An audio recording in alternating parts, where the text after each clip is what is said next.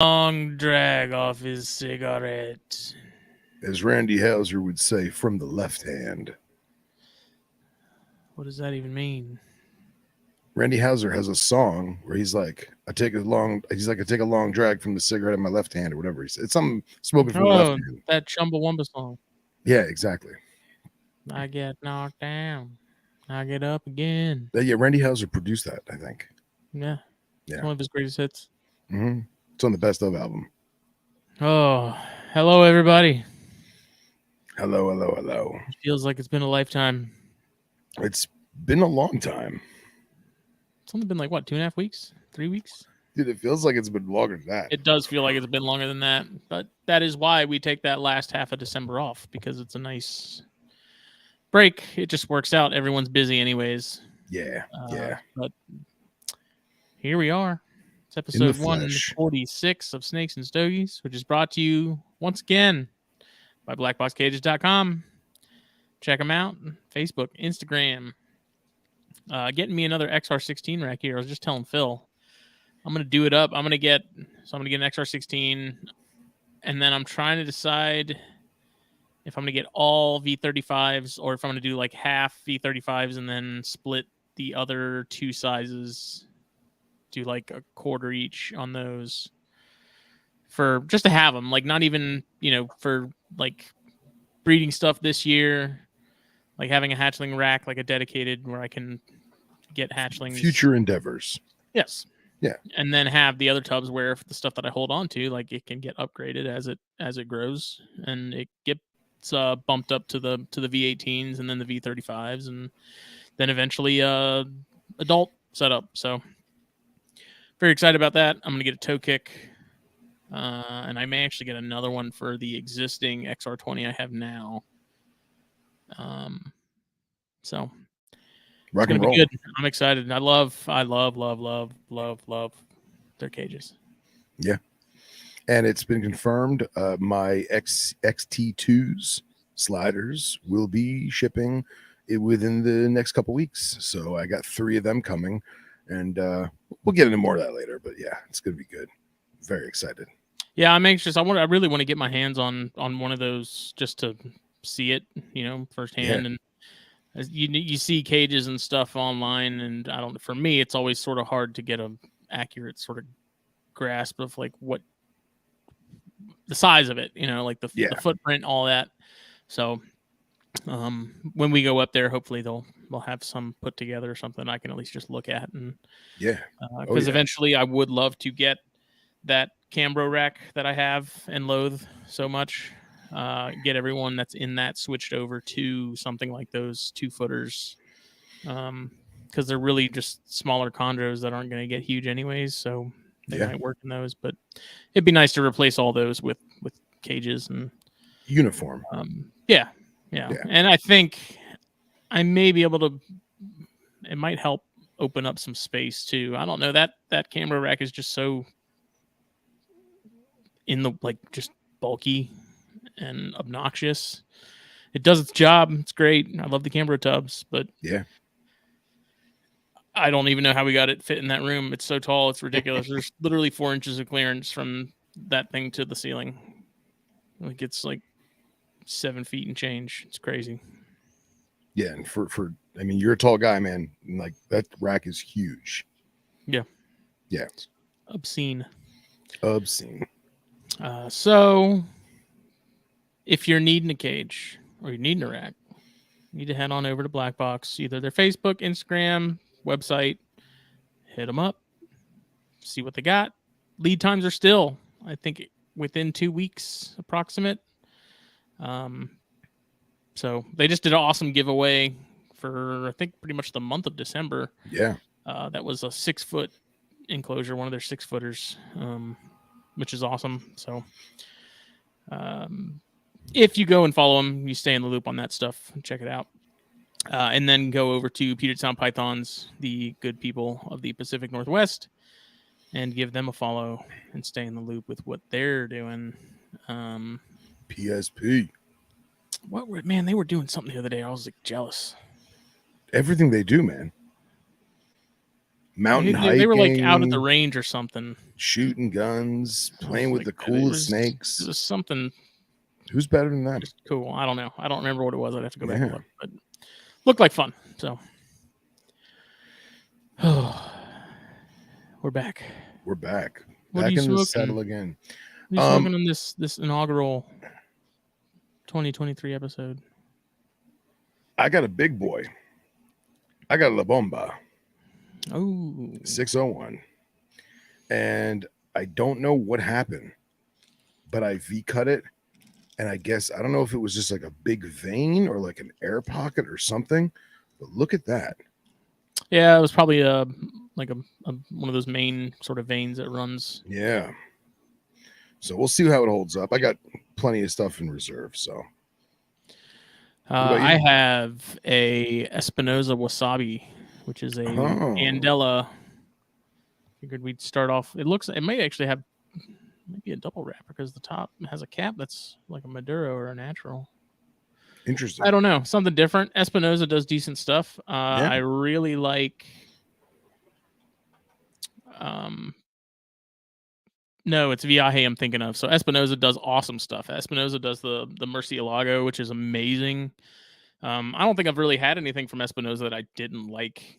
Like all their stuff has been really solid, and even with the the amount of stuff in their portfolio, it's all been really solid. Some of it, may not be life changing or anything like that, but everything I've had from them, I enjoyed. And so when I'm done with that, I have a Tatuaje 10, which is one of my personal favorites from Tatuaje. Haven't had one in a really long time. Went to a cigar shop on the other side of the county with some family because they were in town for Christmas and snagged one. So nice. Haven't had one of these in a minute. Does the wasabi actually have hints of wasabi? No, it's a Candela wrapper, so it's green. Oh, okay. So that'd be really cool, man, if they could like infuse that wrapper with like I think it'd be cool. Nah. What is that? La Bomba. It's a 601. Do you know what the wrapper is on it? Nope, not a clue. It's Maduro in color. The filler is of a similar color. It's very veiny on the outside. And it has one thing that I always found interesting with these is they definitely put some kind of coating. I don't know if it's like a gelatin or something, but every time I get one of these, the wrappers are always a golden amber wrapper, always. And when you look at the cigar, like, I mean, I'll hold it to the camera best we can, but you're probably not gonna be able to see it. There's like right there, you see those like little waxy coloration? Yeah, that's pectin. Is it? That's what they use to put like the cap on. So whoever's rolling that, I guess it's on their table. It's just okay, messy. That's all. Well, every single one I've ever had has that, and I always wonder if that is what makes the wrappers nice and amber. I mean, it's possible. I don't know. I've seen it on some other stuff as well, other brands, and it's what they use to put the cap on. Yeah, on the end there that you cut. Yeah, it's actually old man saliva. That's what it is. It's what gives it the amber color and the flavor. Yeah, exactly. Yeah, I have no idea what this one's comprised of, but it's good. It's just peppery enough and got a good tobacco taste and rock and roll, right? Yeah, Candelas too. I think I've talked about them in the past. You don't see too many of them. Basically, instead of it being aged and fermented super dark like you see with Maduros, it's the opposite. It's still green. So as a result, it has a sort of leafier, greeny, hayish grass flavor to it, which some people like, some people don't. I don't mind it. And it is just kind of a harder wrapper to blend with, from what I understand. It's not used very often just because it's not very versatile in terms of flavor, if that makes sense. Sure. So we'll see how this one is. I haven't had a ton of Candelas over time, so it's I don't know how to describe it. They're much earthier, like grassier, and some people don't like that. So Yeah, I get it. That's good. Ooh, how was the holidays? Hectic but very enjoyable. I got 3 fantastic herp books. I got Rick Shine's latest one. I got Amphibians of Florida, which I thought was needed to happen. It's a field guide. Love it. And had no idea that we had that many amphibs. Super cool. And I'm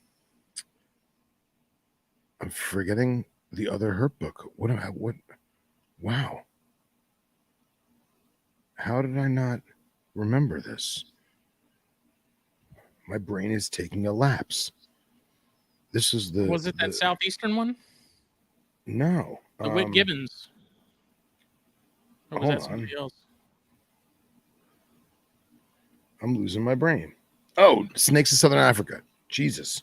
Johan Moreira's newest volume. So, which, by the way, he went textbook route too. It's not as massive as, it's not as much of a doorstop as the More Complete Carpet or, the Ipers Elappet book, but it's a thick son of a gun. And I like how it's basically, it's a field guide, but it is way more expanded on. So instead of it being like half a page or a page per species, it's like 3 or 4 pages per species. So that's good though. Yeah, it's great. It's great. Yeah. So I got that. And what about you, man? Any fun presents? So I got snakes, field guide to snakes of Southeast Asia, which is like a smaller book. Ironically, I got it twice. So I got it from my parents for my birthday, and then I got it from my mother-in-law for Christmas. So I have 2. Awesome. So we're gonna have an upcoming raffle, which I'm gonna work on putting together this month for February. And so one of those copies, I just figured I'd just include in the raffle because it is actually a really cool little book. There's a lot of really cool species and stuff in there that. That's not the one that has the Colignathus on the cover, is it? It's got a couple species on it. Oh, okay. No, the one I'm thinking of is just a Colignathus all reared up. No, I know which one you're talking about. I have that one too. That one's an older book. Yeah. And that one, honestly, I got that off Hamilton for like $3, and it was. Yeah. I wasn't all that impressed with it. It's a book. I think it's also like almost 30 years old too. So yeah. Got a gift card to Tractor Supply, which is always good because that's where I get all my rodent stuff. Yeah. Cash money, which was promptly spent on cigars. It's good. It's good.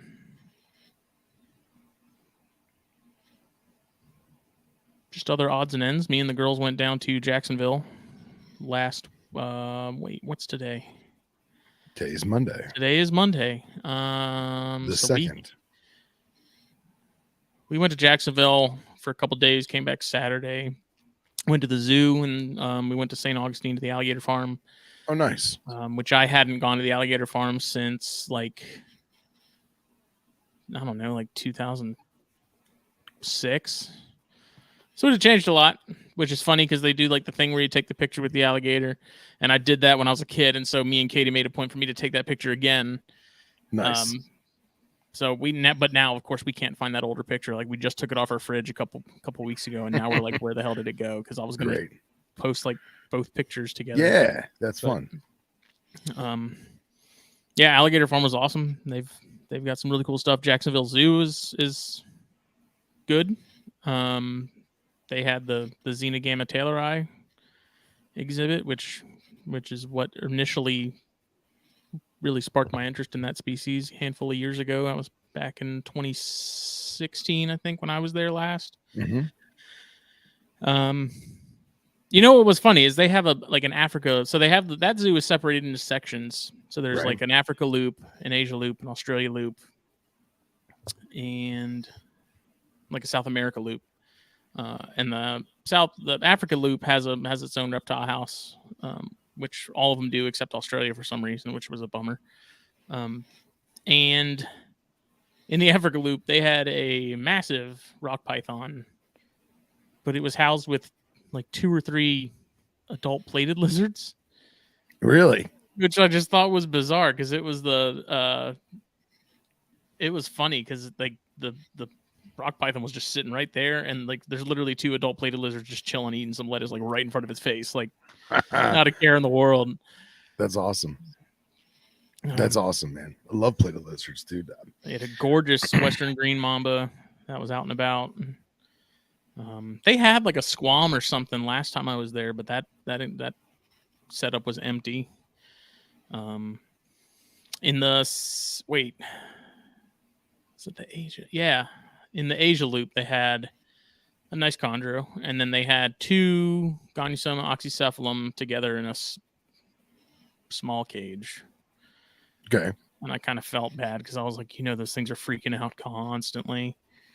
But at the same time, like, I mean, that's kind of why, like, I got the Jansenii from Zach in the first place. Is like they were meant to be a display animal, but they're really horrible display animals because they don't come out, and when they do and they see you, they're gone. Like, these oxys just kind of sat there and didn't really have anywhere to go. So I don't know. It was kind of a bummer. They looked, I guess, healthy for the most part. Saw a coral snake at the zoo because I'm not going to see one in the wild, apparently. Nice. And Katie even pointed out and made fun of me. She's like, "There's your coral snake." I'm like, so how do they have it displayed? It just a small. If I had to guess, it would have been like a 10-gallon equivalent. Okay. With just a slab of bark and some pine needles, and I think they fed it when we were there, and it was eating, I think, like a piece of chicken foot or something. You're kidding? It wasn't eating a snake. Because I was looking, because Katie was like, "Oh, it's eating," and I was like, "What'd they feed it?" And so I was looking, and I mean, I didn't look very, very long because there was a bunch of like foreign folk walking around, and I didn't want to get in the way. No, I mean, like legit, like there must have been like cheap airfare or something from Europe over here because I've never heard so many different languages being spoken at the same time. It was pretty intense. And so I was like, trying to get out of the way because there was a guy that was like reading all the plaques and stuff. And I'm like, okay, dude. But that coral snake was it was a good looking coral. And I showed Katie the pygmy rattlers, and I was like, look at how big they get. That's it. That's all. Like, come on. We saw two. We saw 2 because we went to, when we first got to Jacksonville, we went to, was it Tree Nut Hill, some nature preserve. That's where the Rattlesnake Conservancy is operating out of now, like where their classroom is. And they had a pygmy rattlesnake in there. And I went and I looked at Katie and I was like, look, that's an adult. And she's like, okay. I was like, damn it. What's your point? Yeah, pretty much. Well, that's good though, man. It's good you get the family out, and good you get the family out in some herptastic field tripping. Yeah, and what's even funnier about the Rattlesnake Conservancy thing is, like, I remember, so that building is old from like the 70s, and so it's got a very bizarre layout. So there's like this spiraling ramp that goes to the top of the building upstairs. And I remember I walked up there and I looked over and I'm like, that looks really familiar. Like just the doorway and stuff, and like the paint and the background. I'm like, what is that? And then I saw it on the door. It says the Rattlesnake Conservancy, and I was like, no shit. I was like, they literally just moved into that spot within the last like year. Yeah. And I was like, that looks super familiar. And then I was like, what? I was like, we just happened to be in the same place that they moved to. Like I didn't go there on so purpose. You didn't plan on it? I didn't. No. Oh, we found it. It said it had, trails and stuff, which we walked, but it had all, it was a cool little park. It had some goats and chickens and odds and ends and stuff, and an owl, which was pretty cool. And then like we were upstairs, and I went upstairs to go look around because they said they had snakes and stuff, and I was like, I gotta find out and see what's up. That's awesome. It just so happened to be Rattlesnake Conservancy. I was like, what? It's a really nice little classroom. Super cool. So they had a couple of adamantius, they had some copperheads, a really big cottonmouth, pygmy, and indigo, a couple of atrocaudatus. I'm bringing it back. Yeah, bring it back. Wait, you can't bring it back because it never left. I gotta make that shirt still. You do. Remember that design I put together that I never? It's gotta happen. Yeah. It's gotta happen. So that was cool. It was a neat little trip. And then the zoo is sort of an all day thing because it's a pretty big zoo and you're gonna do a lot of walking. Yeah. So I got my steps in that day. Good. They have a tiger exhibit, and there was this tiger that kept like pacing, and it would come up to like the one of the windows in the room where you view them, and they have like this slanted glass, and of course the tiger would come up, and then all these kids would come and they'd like freak out because the tiger's super close, and so they're like leaning on the glass, like literally like laying on this glass, and I was carrying the entire time because I was like, Harambe 2.0 ain't happening, man. Like, yeah. And so of course I'm sitting there and I see kids leaning on this glass, and I'm like, this some Final Destination shit's gonna happen where like this glass is just gonna give out, and this freaking tiger is gonna be all over the place, and I'm gonna have to shoot it. Meanwhile, this happens every single day. Yeah. And well, that's the thing. I'm like, designed today's gonna be the day. Today's gonna be Yeah. the day that glass gives out. And like Yep, as soon as like I saw like 3 kids, and I mean, granted, they're like 50 pounds at most. Yeah. But I was like, so it's like 1 laid on it, and then 2 laid on it, and then 3 laid on it, and then by the 4th one, I'm like, I'm out. Like this is, I'm not gonna be in this room when this thing collapses. Like, Nice. And then there was they had a big black bear, which I thought was funny because it gave me flashbacks to Texas. Nice, good. The kids can fend for themselves. That's right. Mine wasn't there on the glass, so I was good. And it was like, mine's accounted for. Yeah, right. That's good though, man. That's good. Anna Marie and I divvied up the holiday season amongst the 2 families and did Christmas Eve with all her family and then Christmas Day with my family, and it was fun, man. It was good. She for those of you who don't know, I'm a huge Frank Herbert's Dune fan, and she got me all the original books in one box set, which I thought was great. And because I don't have the back 3, so that was awesome. So now I have some rereading and reading to do, so that'll be good. And then same on the Dune kick, my brother got me for those of you who follow the books and or the new movie, he got me a map of Arrakis, the planet from the book, and but it's done like an old, like a vintage, I don't want to say pirate, but like an old world map, you know, like Casey's globe. Yes, like Casey's globe. So I got to get that mounted and framed. So that was awesome. And yeah, we use Atricot data because we're hoping it will reappear, Scott. Joe Rosa says, show the map. You want me to get the map? And yes, Scott, she is too good for me. So I'll grab the map. It's cool. For all the Dune freaks. Scott also asked, with that further bust up of Gonyosoma, are there issues with captive population genetics? No. It wasn't really a bust up. And I mean, a lot of people don't really agree with it. So I don't know. I was actually talking to the gentleman at his Instagram Showcase Scales. Me and him have been talking a good bit about Gonyosoma stuff lately. And he and I got on that topic, and I can see where Frenatum and Prasinum and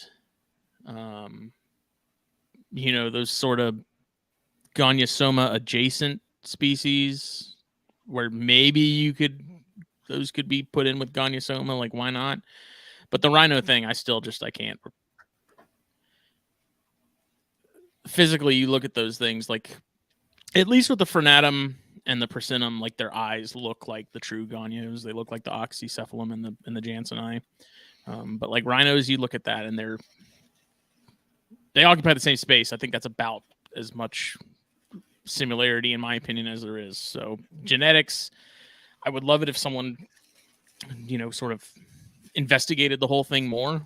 From what I understand, that study that lumped rhinos in with Gonyosoma wasn't very well done. I need to go back and read the whole thing again and have a better argument as to why I'm not down with it. But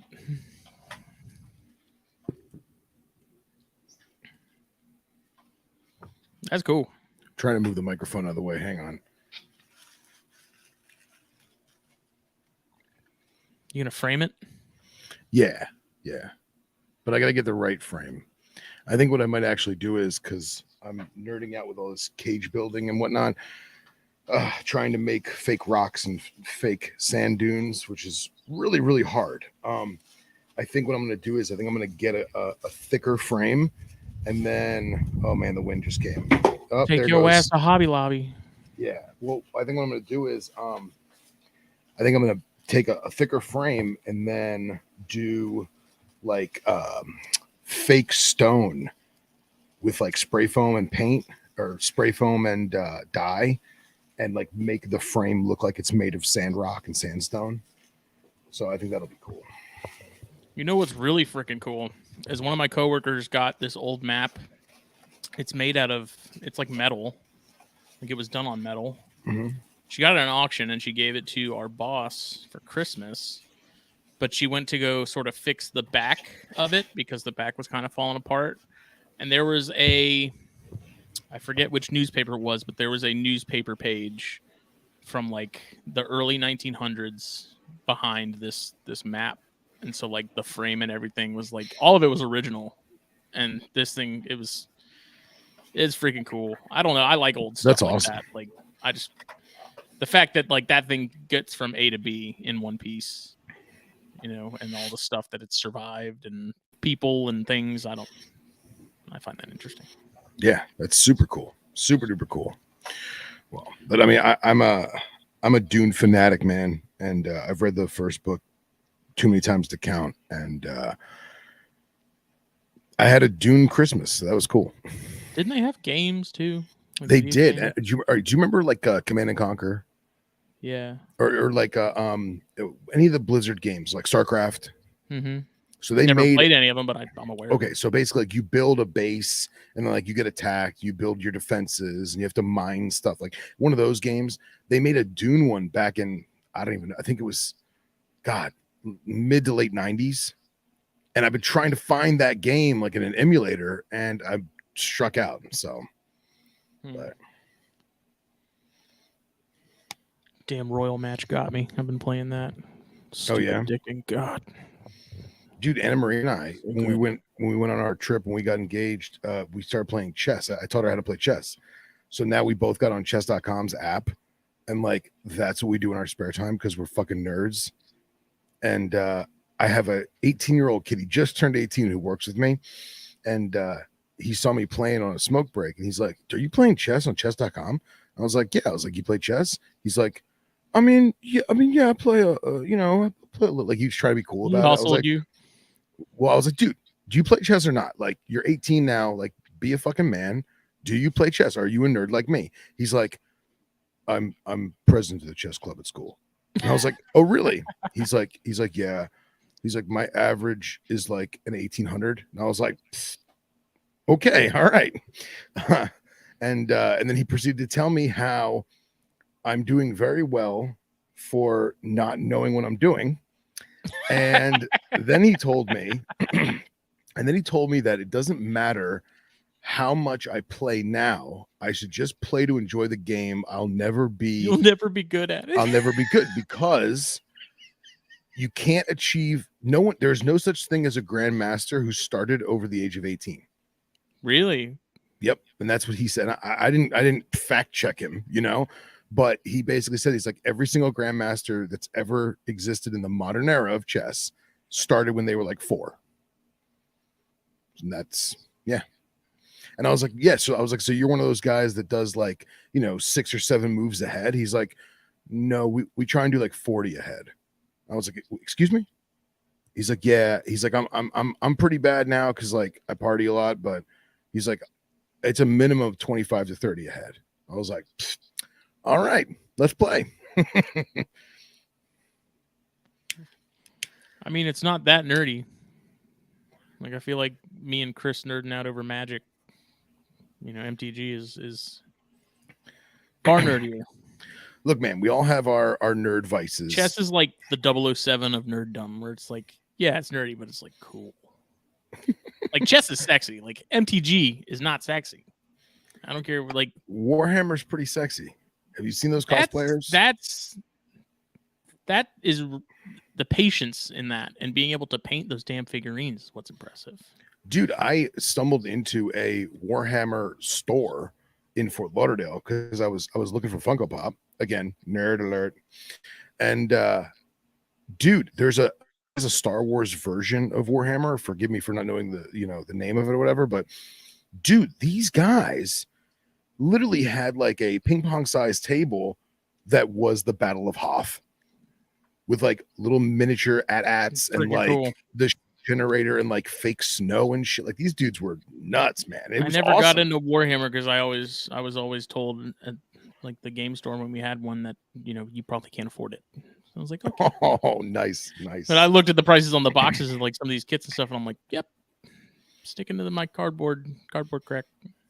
Yeah. Well, last thing I'll say about Dune, if anybody's has not read the book, read the first book. If it wasn't for Dune, you wouldn't have Star Wars and you wouldn't have Star Trek. End of story. Thank you. Yeah. So Scott got me on the whole like Gonyosoma taxonomy thing when you were getting the map. Oh, what happened? Yeah, so should there be potentially subgeneric splits? And my answer is I think the way they had it set up before whoever it was got their hands on it was completely fine. Yeah, I'd agree. I don't think there was anything wrong with it. Like I was cool with Frenatum being its monotypic. I think it was monotypic, and like Persinnum was monotypic, but they were still in that same realm. They were like Gonyosoma adjacent, and I don't know. The rhino thing, pretty much everyone I've talked to is like, yeah, I don't get it. So yeah, dude, that's a whole other monster.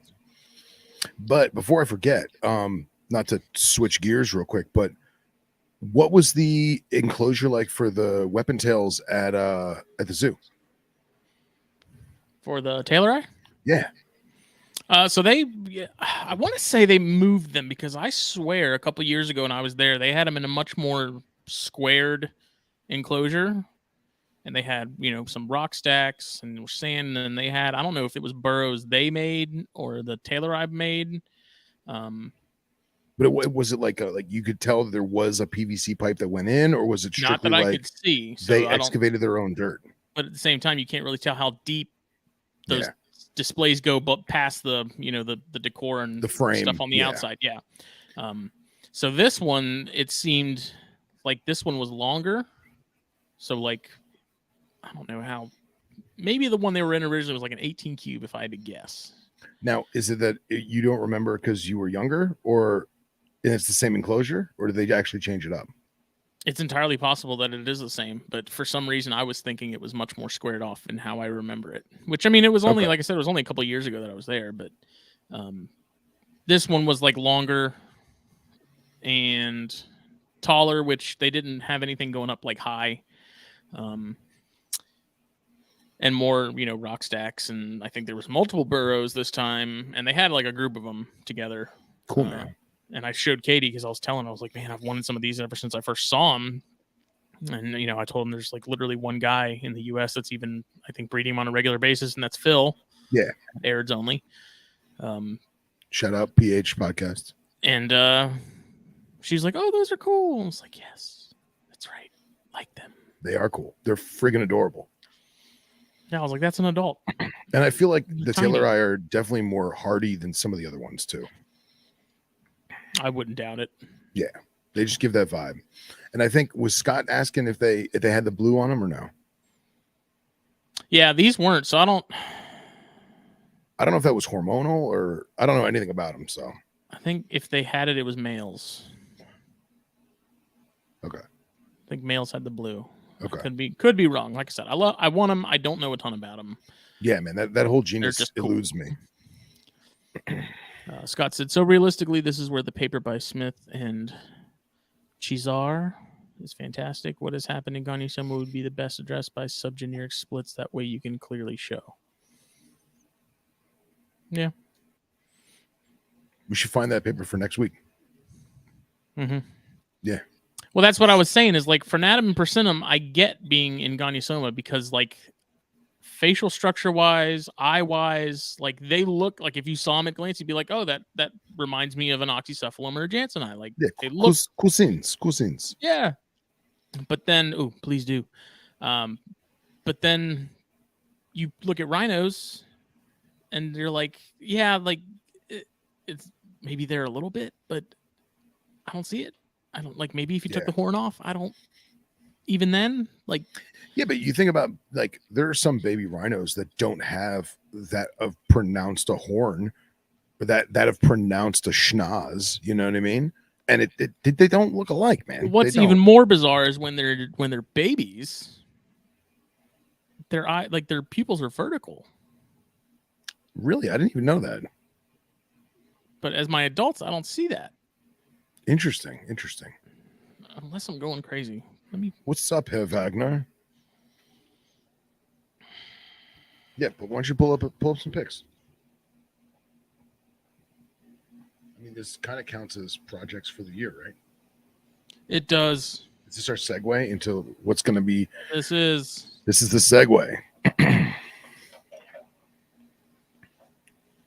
So they're not like vertical in like the python sense, but they are more elliptical than they are round, like you get with the the true Gonyosoma stuff. Yeah. Can I send you the picture? Just send it to send it to yourself on Facebook because I have that thing open. Yeah, and Kevin says the scales pattern are a little different too. So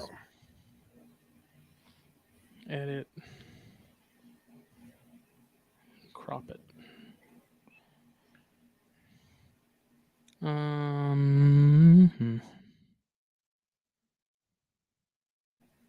That's a video.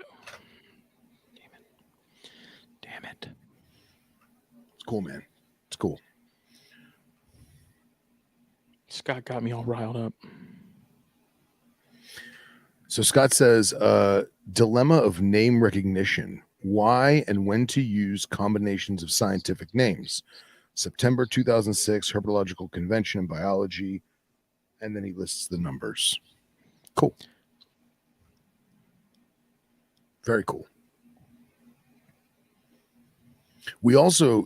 I got into a huge conversation with Dr. Messenger the other day. It was probably like maybe 2-3 weeks ago, about how him and I very much alike in the sense of there are good scientific names and there are bad scientific names.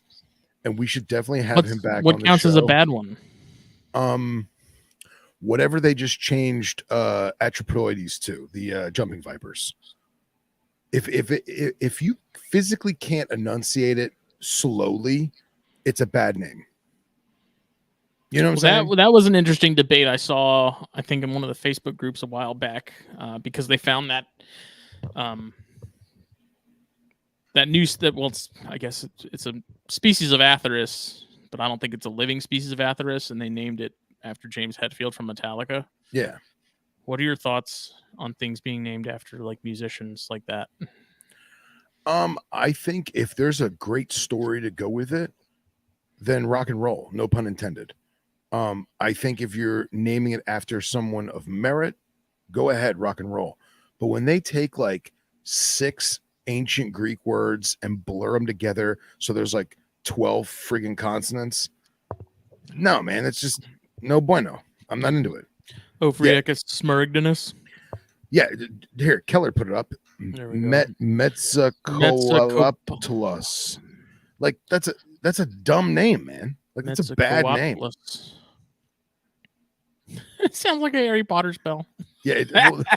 Well, remember Renitamea Vanzolini, right? Yeah.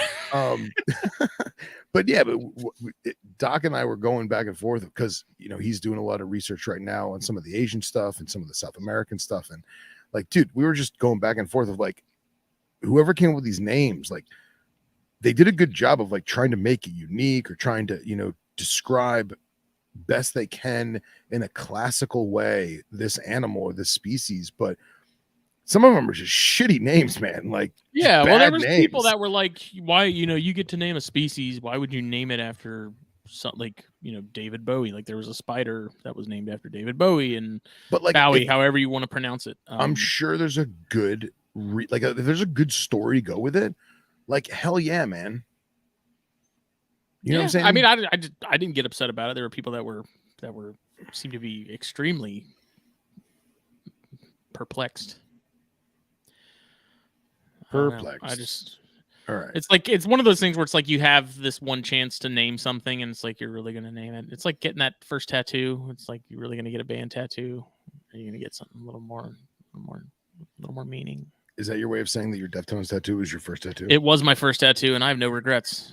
I wasn't saying that tattoo. 2011, baby. I think it's a fantastic tattoo.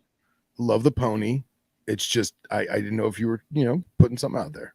That's all. Half my tattoos are band tattoos. I just do them in a tasteful way. That's very true. Very true. So like that's a neonate right there, and you can kind of see. I can't really see it because the screen's like 6 feet away from me, but like the pupil is not wholly round like you get with. Let me get a picture of like a Gonyosoma eye for reference. Well, that's here. I zoomed in a little bit. You can see it has more of a point to it. It's not like I said, it's not fully round.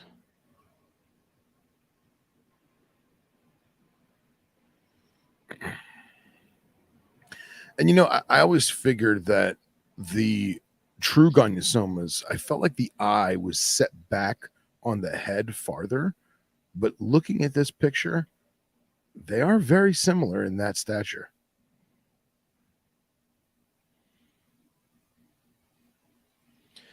Well, stand by. I'm getting you a collection.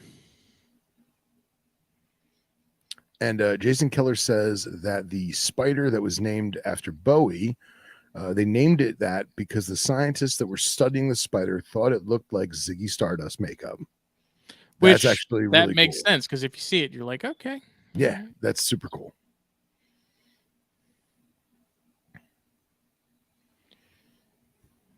And I was remembering, wasn't there some kind of blue for Adam, and ain't nobody got a decent picture of their head.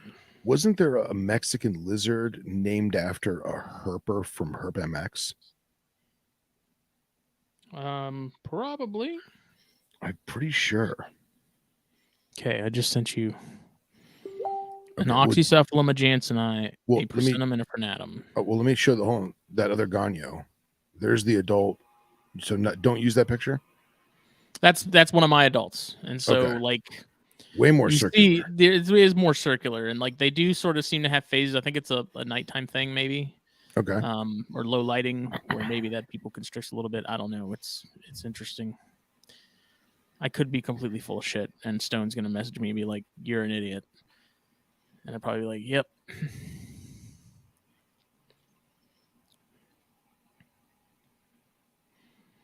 Okay, so we're going that direction. It's funny, dude. Speaking of that Deftones tattoo, like when I got that, I remember my dad being like, "You sure that's what you want?" I'm like, "I've wanted this tattoo for like 10 years." So that's a Fernatum. Right. It's kind of rhino-y, bro. It's a little rhino-y, but if you continue down the line, that's a Persimmon. Like that is Gonyosoma. Yeah, that's Gonyosoma. Straight through and through. Through and through. Great eyes, man. Great eyes. Yeah, the Persimmon are really nice because they're blue. Yeah.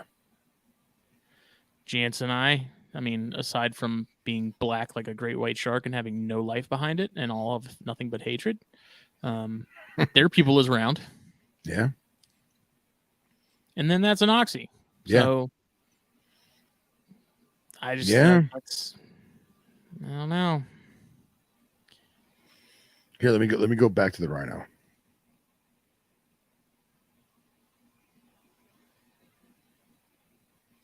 Yeah, dude, the eyes look so much larger too. I don't know. Just an observation. I don't know. Yeah. Is there a size difference between the male and female on the nose? Not that I'm aware of. It's pretty standard. Which, it is kind of interesting because if you took the horn off of a rhino, it would look very similar to a Fernatum Yeah. Not necessarily in pattern, but structure. So, but like I said, there's like, I can see things being like Gonyosoma adjacent, where it's like, yeah, like they were a thing at one point and split, but to have them all sort of lumped into true Gonyosoma, I just don't. Scott said he's going to be the unpopular here. Said they look very similar to him. And look, I think the Ganyos do look all similar. I was not that much on the rhino because like I would hold Billy's rhino, right? And be like, wow, this is awesome. And then hold something like the Barons and it's completely different. You know what I mean? And then you look at Smitty's Janseni and it's totally different than a rhino. But then when you show these pictures like next to each other, it is very similar. It is. Yeah, I mean, I can see like if they ended up splitting and made rhinos and Persentum into a thing, like sure. But I still think Janseni and Oxycephalum should be like the true Gonyosoma.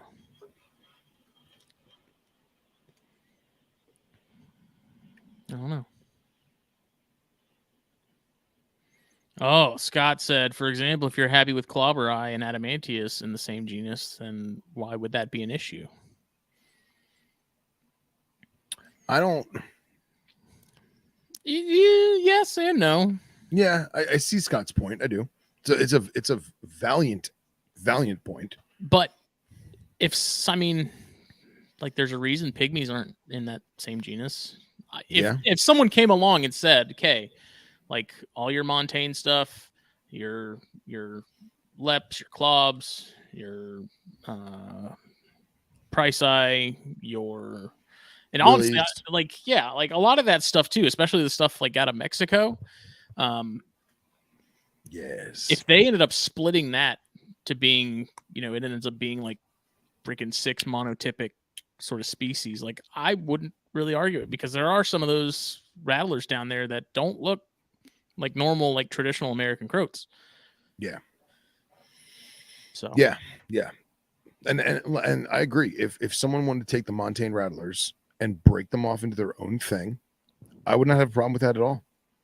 You know what I mean? Even if you keep the species names, but give them their own genus, I'd be okay with that. Because, like Scott said, an Adamantius is not the same as a Willardy. It ain't. So. Yeah. So all this talk of Gonyosoma, that is, so we wanted to talk about like our plans for 2023 on like the animal front, but also sort of the network front and podcast stuff. Yeah. On the front, I have decided that I think this year is the year that I'm gonna put more focus and emphasis on the Janseni. And so I've also got the reverse trio of rhinos. I showed Terry the female. He said, dude, she's totally of size. Like she's good to go. Nice. I talked to Matt Most. He was like, I don't know. If it were me, I'd give her another year. But he's like, ask Rob. So I sent a picture to Rob and he said, she looks good. So rhinos, I'm going to give it a shot.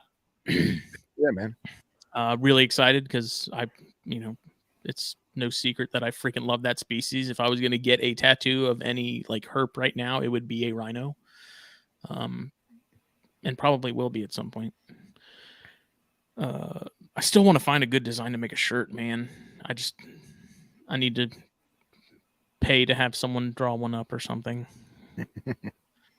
I'd like refuse to rip off stuff and make shirts, from other people's art. Well, you don't rip off other people's art. You take photos of the animal and you work from that. Work from the real I've tried to do like work some Photoshop magic to make it more of like a drawing.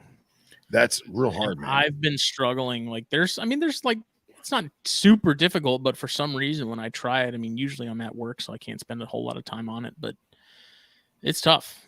So I don't know. Billy Jenkins wants a canebrake tat. Only if you put atrocaudatus with it. Yeah, do like the banner ribbon, you know. Hell yeah. That's the other thing too. Like, you talk to anybody that has kept timbers and canebrakes. Here we go. And I have yet to see a person that said those are totally the same thing. Similar, yes. The same, no. What do you mean? They are similar. They're very, very similar. Well, I mean, in terms of like, but they're not the same animal. They're not. Like your experience with them. My experience with them is canebrakes are fucking assholes, and timbers just want to be left alone. The stark contrast in physical appearance is polar opposites. Yes, they have similar patterning. Yes, their body structure is the same, but they're very, very different. Brandon Valentine, absolutely agree. He said Price-eyed looks like no other croat besides the tail. There's a couple of species in Mexico that fit that same bill. Yeah. And same thing with the longtail rattlers too. If they wanted to put longtail rattlers as their own thing, I'd be okay with that too, man. Just the stark physiological differences. But dude, those Eric Smith eye, those things are freaking sweet. I know, dude. That's almost like a proto-bothrops, like with a rattle on it. Like those things are badass. I've spent the past, like 3 weeks just looking at mountains and maps of Mexico. But I digress. The biggest thing that I can say with the timbers and the canebrakes is because timbers are more of a cold weather animal, because they have an actual brumation, I feel like they're more. Wouldn't that be also sort of a major differentiating factor? Like you don't see canebrakes up in Pennsylvania. It's true. You get timbers though. There's a distinct range limitation with canebrakes. Right. I don't think they should be their own species. I think it should be 2 subspecies. I do. I personally. Well, this is okay. Like so I don't know. Horridus and Horridus atrocaudalis. Well, as far as the rules go, would it have to be where timbers are a subspecies as well? Like they couldn't just make canebrakes a subspecies. Correct. It would be like Crotalus, Horridus. Everything has to be a subspecies or nothing at all. I mean, Scott's listening. He would know more than I would. But I was saying is, you do timbers are Crotalus, Horridus, and canebrakes are Crotalus, Horridus, atrocaudatus. I think it's simple. You know, your range maps, I'm sure, would bleed together. In which case, you just have integrate zones. Same thing happens with the rat snake, eastern rat snakes, and that's that's a mess. But people are okay with it. You know, it's like Scott said the issue, as I recall, was that the complete gene flow between the 2 geographical variants. Yeah, I mean, I like that makes sense, but at the same time, they have wild adamantius canebrake hybrids. Yeah. So, I don't know. Yep. I don't know. Nipper's against it. He says there's no such thing as a canebrake. I say, Nipper's full of shit. I know. And that's the thing too, man. Like you look at babies that are born, they act differently. Really? At the same time, I feel like the feed response and the actual activity of a canebrake is so much more active than a timber. So, do you think that's just like a natural temperature, like I do. Related I also an old mentor of mine who used to work at Strictly. His name was Mark Lucas. He passed away recently. He told me that one of the hardest things they ever tried to do when studying canebrakes and timbers was to age them, because if you weren't there to watch the neonate slither out of mom and immediately put a microchip in it with the date, you'd never be able to tell, because you could have brother and sister from the same litter, right? And one of them got to eat 5 mice that season. The other one only ate 1 mouse. Mm-hmm. Well, the one that ate 5, when it comes out of brumation, it's going to be twice the size. Mm-hmm. And because of that, we can't And I'm sure science has evolved from this. This guy was, he was in his 70s when he told me this, so he'd been doing it a long time. But just the level of activity and the lifestyles of the two different animals, you know what I'm saying? They're just different. Yeah. Well, that's too interesting too. Like the cane brakes and the adamantius we have here, like the venom composition in my area, like the low country of South Carolina, from like Charleston down to me, is like way more neurotoxic than most other populations. And I think, if I recall, they think that had something to do with like the barrier islands and having to be hotter to put things down faster, sort of how you would see with other like insular sure type animals. Yeah. What Keller said, timbers are in the mountains and canes are in the low country. A big fat cane couldn't move through the mountains, nor would an all black timber survive in the plains. It's very true. Burke said, wouldn't that be very similar to coastals and diamonds in reverse? You're going to get Scott going on that one. Yep. So you can have something that has different phenotypic variation, color, pattern, size, diet, but it's still the same species. Yeah, I guess. And like, first thing comes to mind is like, Scott in his book goes over different races of the same species. And I'm okay with that. But I don't feel like that's the case with the timbers and cane brakes, simply because of what Keller said. You know what I mean? And like when we had Kyle Vargas on, I asked him a question that I'd always wanted to know was, is there ever a time when you found clobri at Willard Eye elevation and vice versa, right? And his response was basically, yeah, sure, something could get lost. It happened to meander its way across that elevation line, but no, not typically, because they've adapted to survive in those zones, right? Those elevation zones. And even though there may be low elevation timbers, it's not the same as 22 feet above sea level lowland cane brakes. It's not. Palmetto heads are not the Poconos. So no, that's interesting. So I'll have to. Me and Jake are supposed to have an episode with Tony Mills, who I used to work for at the Low Country Institute. I'm curious to see what he has to say, because he was the herpetologist at the Savannah River Lab for a long time. Now he does the show on the SCE TV channel. That's pretty cool, where he talks about a lot of native wildlife and whatnot. But I'd be curious to get his thoughts on that, because we had a cane brake when I worked at the nature center there, and that thing was ornery. Yeah, man. Southern baby. I don't. It's the same question I always have when it comes to taxonomy, is like, where do you draw the line? And yeah, nobody's right, nobody's wrong, because there is no right answer. Yeah, it's fluid. Yeah. Taxonomy isn't even real. Shut your whore mouth. Don't you dare talk bad about my religion. It's like time. It's a man-made concept. Our measurement, God, at least. Here we go. We made clocks with numbers. We decided that's how the days would be counted. Billy Jenkins, yeehaw! Here we go. So back on track. 2023 will be the year of Gonyosoma.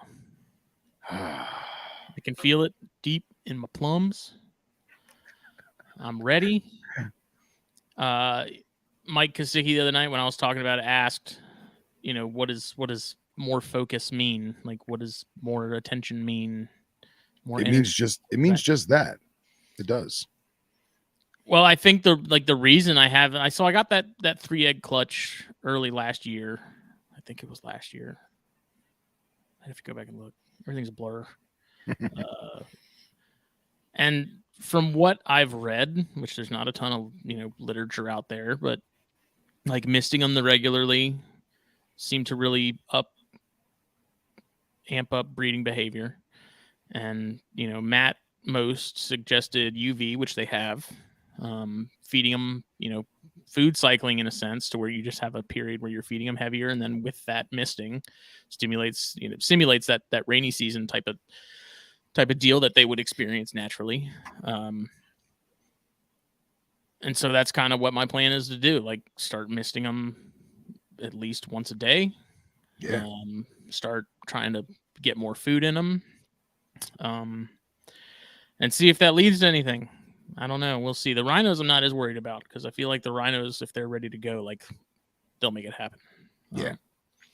The way I cooled them, which I didn't really like give them a traditional cool down. So they're ambient with whatever the room is currently. Like they don't have heat in their enclosures. Like there's not a heat panel. There ain't nothing in that cage except a light. Good.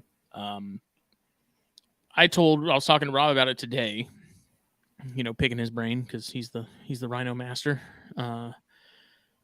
And I was like, they didn't really get like super cold. Like the coldest nights when we had that massive cold front come through was like maybe the upper 60s. I don't think the room got below like 68 or 67, according to my Govies. Shout out to Govie. If you don't have those in your room, you need an army of them. I got another one for my birthday, and it was awesome. There we go. Just popping in to say the Guttatus are the best Pantherophis. I can somewhat get behind that. Tied with Baird's. We'll leave that. I don't know, man. Everglades, baby. I don't know. Gross. So they didn't get really below like 67. I did cut them back on food. I didn't feed them as heavy. Now I fed the female 8 pinkies the other day. Nice.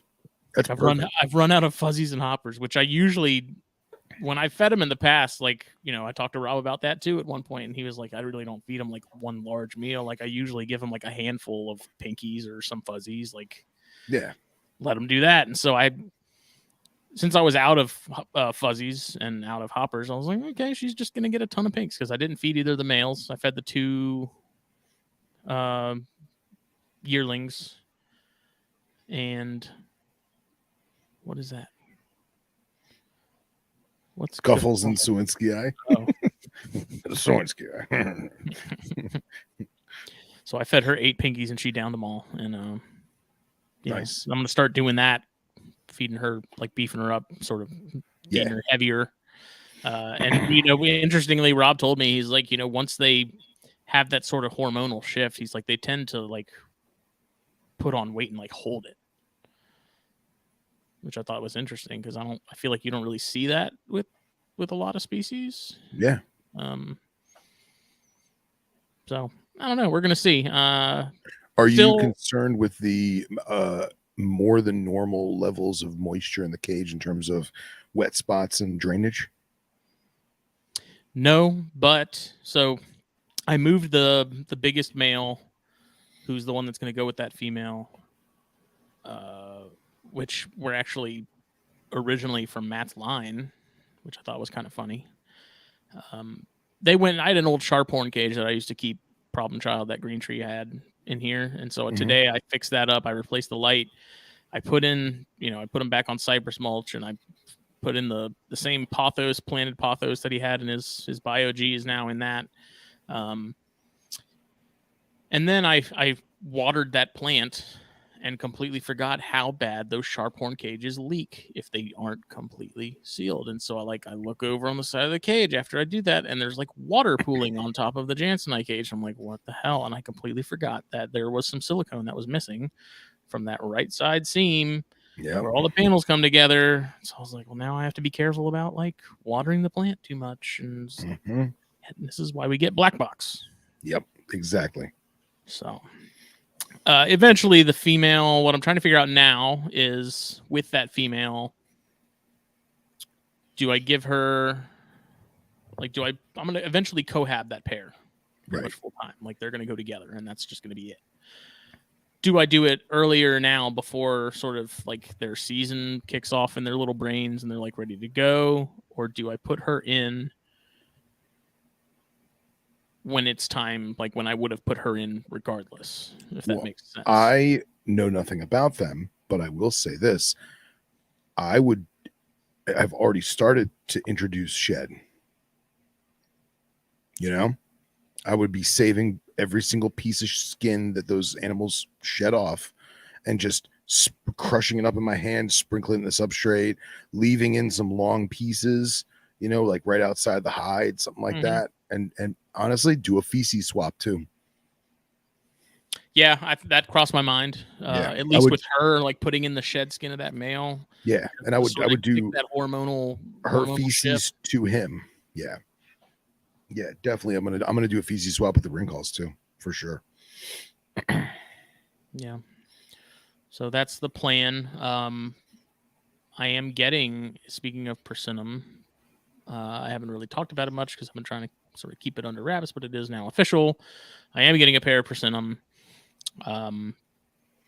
Those are still going to have some time to go before they'll be ready. So, but those are going to be sort of, I'm going to try my hand at those, see what happens. But Gagne, like the Jansenii and the rhinos, are going to be a big piece of the pie this year in terms of plans. And then we did the Corn Stars episode where we did sort of the drafts as far as what pairings we want to do. And I didn't realize how few adult females I have in comparison to males. So that was kind of tough. But I think there's going to be 2 corn pairings at least. The blood reds that I struck out on this year with that egg binding, or last year with that egg binding, and then that Castagna male to the Ghost Tester female. Cool. To get some Castagna hets, because that's a morph that I'm really loving and I'm focused on wholeheartedly. And then I was talking to Mike Gillen today, actually. He's up in Canada. He bought a Baird's from me and I got to ship later this year. About sort of Baird's, and like I don't know what I want to pair as far as those go this year, or if I'm even going to pair any. Like I have my albino males. I have the one het female I hatched out this year. I have the het female I bought from Tony D at Daytona, but they still have, another like 3 years to go. So I don't really see a need to make more hets. If I was going to do anything, I think it would be the Loma Alta pair again. And then I may even I thought about trying that Davis Mountain, that Olympia Canyon male that Chris sent me, to an undocumented female that looks very Loma-ish. Like she has that Eastern Range silverness going on. Sure. Like I said, I haven't really decided. I have a couple of holdbacks still from the Loma Altas. And I don't know. I have the Subox too that I'd kind of planned to pair, but I don't know if I'm going to do those or not. Like basically, I need to not pair as much stuff as I did last year. Yeah, I have to be cognizant of space, and yeah, I don't know. So rhinos are definitely happening. Those blood red corns for sure happening, and I'm fairly certain that Castagna male is going to go in with that Ghost Tester female, because those blood reds are really nice. That's the ones that Tortuga Fontana and Jeremy sent me. Sweet. That are like a sort of a line of its own sort of deal. Mm-hmm. So I have not talked to Owen. I need to. Yeah. But it's the same issue I had with the rhinos, the same issue I had with, the smaller chondros. It's like they're old, like they're of age, but they're not really of size, and without sort of any real context in terms of what, if someone's bred that sized chondro before, it's kind of hard, like without seeing it myself, it's kind of hard to gauge whether it's, something you can pull off. And it was the same with the rhinos, where it's like, I've seen some big rhinos like in pictures and videos, but it's like, is that the norm, or are, I don't know, man. I feel like the pictures of your wife holding it, like that's a good size animal, man. The male is, that darker, darker bluish male, like he's getting big. Yeah. But males are bigger in rhinos anyways. Oh, okay. So, but it's also one of those things where it's like the chondros, where it's like they look small curled up, and then you pull them out and you're like, oh my God, like, yeah, jeez. So, and hey, man, you may just roll the dice, like Natush said, like in the wild, they're not saying, ho, I'm not big enough yet. You know what I mean? Yeah. And I don't have an issue doing that as long as I don't, if my concern that the animal would not, like the female in particular, the males don't really care about, the males will be fine. It's the females that I worry about. And it's like, I don't want to jeopardize the health and life of a female. Yeah, but we're not talking about.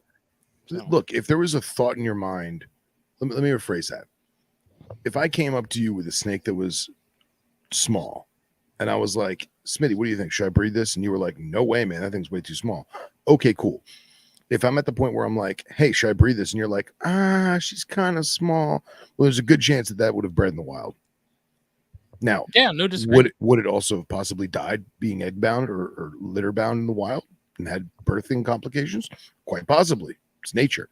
But I also feel like we have way more control over everything, yes. And like accidents happen. They've happened to all of us, all of our friends, but we still make a conscientious decision to move forward, but I feel like if you're hesitant about it, it's probably okay. But if you're not, if you're like, no, it's too small, well, then clearly it's too small. Does that make sense?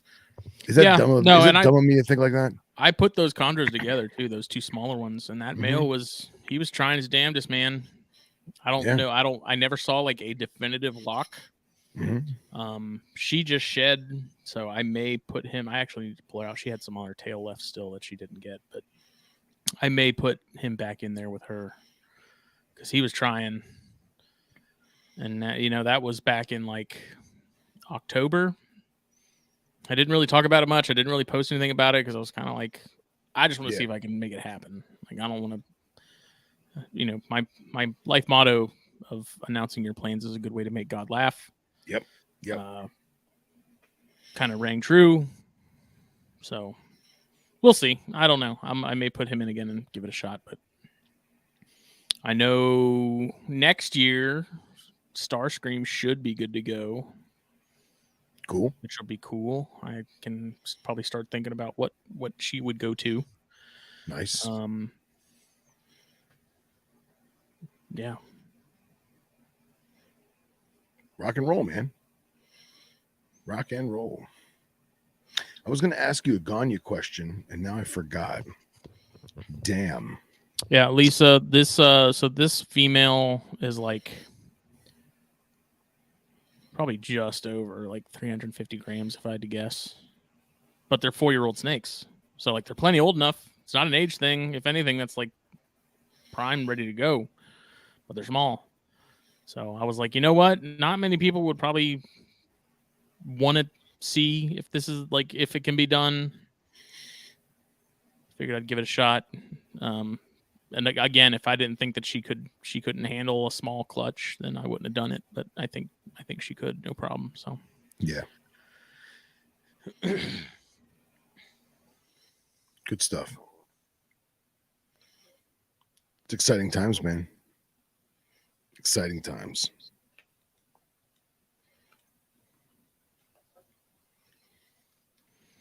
What about you? You talked about rinks? So rinky dinks. The room didn't get as cold as I thought it would. Dude, it's been a weird winter. It's been a weird winter, but it did get colder than it was.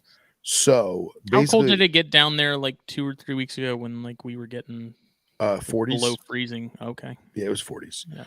But because everything is insulated, everything's concrete, and everything has its central air, even though I killed all the heat in the room and only left the Wrinkles basking site on for 1 hour each day, it still only got into like the mid 60s. So it is definitely a drop for them, and I've been cutting back on the food, but I figure this is the second, so probably this week I'll start bringing temps back up. Basically everything got cold and not fed for December, and then the rinks I'm going to start doing small meals often with her because I've been kind of slacking on that. And I'm going to basically wait to see her color back up. And once I get her colored back up, I'm just going to throw the male in there and see what happens. Just go from how serious is the worry of cannibalism there? I'm not that concerned because they're basically the exact same size. Okay. And from what I've gathered, it's never been found in captivity, but it has been found in the wild. So see, that's what they said about the Cyanea too, and I never I would cohab them off and on for a couple weeks, and I never had a concern about it. Well, what I'm more concerned with is stress. So, like, even though let's say the female is bigger than the male, I'm not worried about her eating him. I'm worried about her being like, who the hell is this dude in my cage? Why is he here?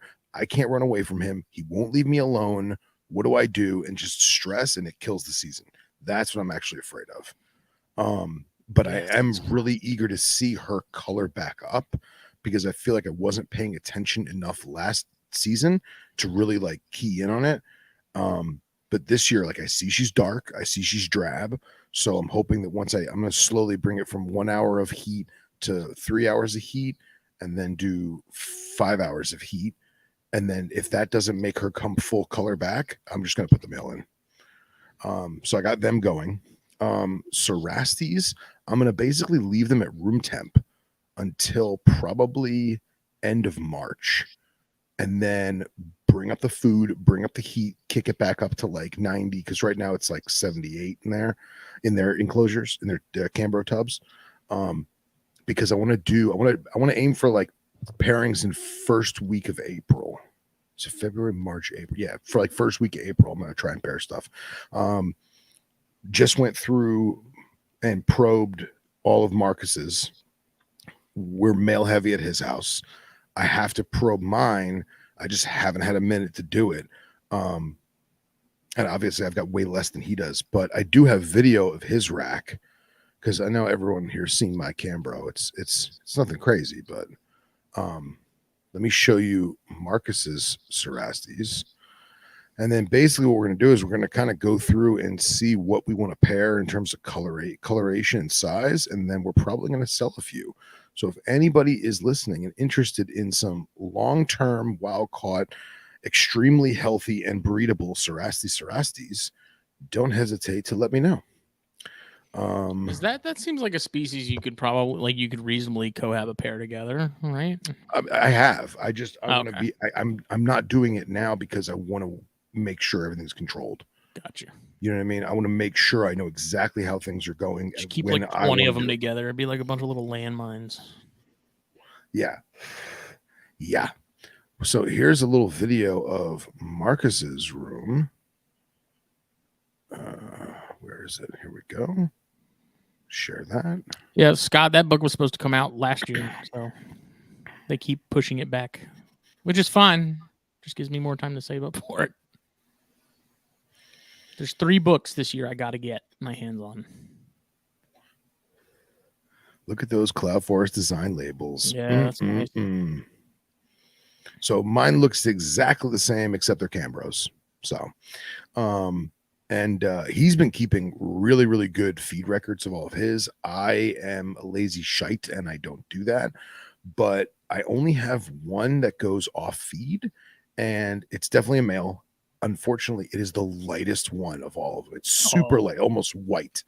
But I'm not even going to consider pairing it this year simply because it's skinny and scrawny. I mean, like it eats once every 4 feedings, every 5 feedings. So like it's doing its thing, but it's not like going, you know what I mean?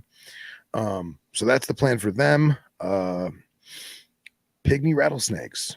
Yeah. So I got a Let me live vicariously through you. I know. So dusky pygmy rattlesnakes, Barbary.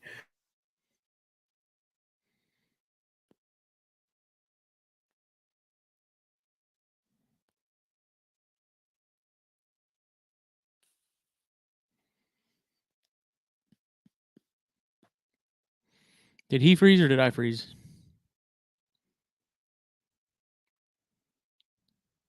Someone in the chat, tell me if you can still hear me.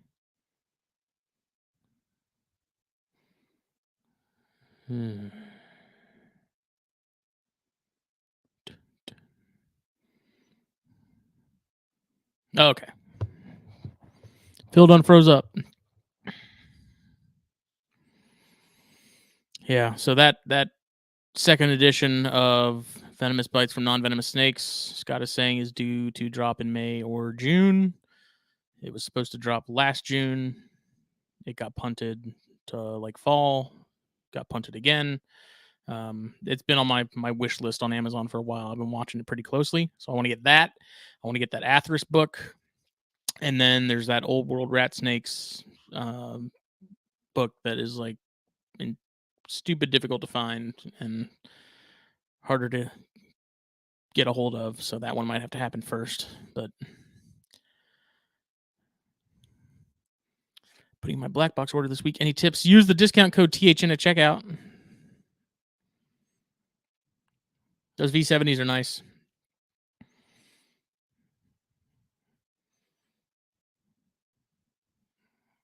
I pretty much just need something for smaller stuff right now. I've got way more babies and yearlings than I do adults. I've got 2 female corns in the freaking Cambro rack because the Cyanea were in that. And they got bumped because they went to Terry. So there's 2 females in these like huge Cambro racks. It's kind of odd because there's a ton of vertical space that I don't think they'd use even if I gave them something to.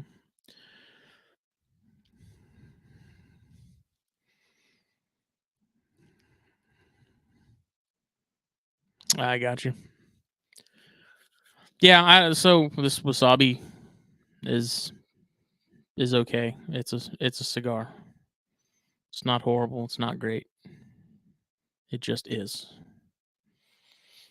And in fact, I think I'm going to go ahead and call it on that one and unwrap this tattoo.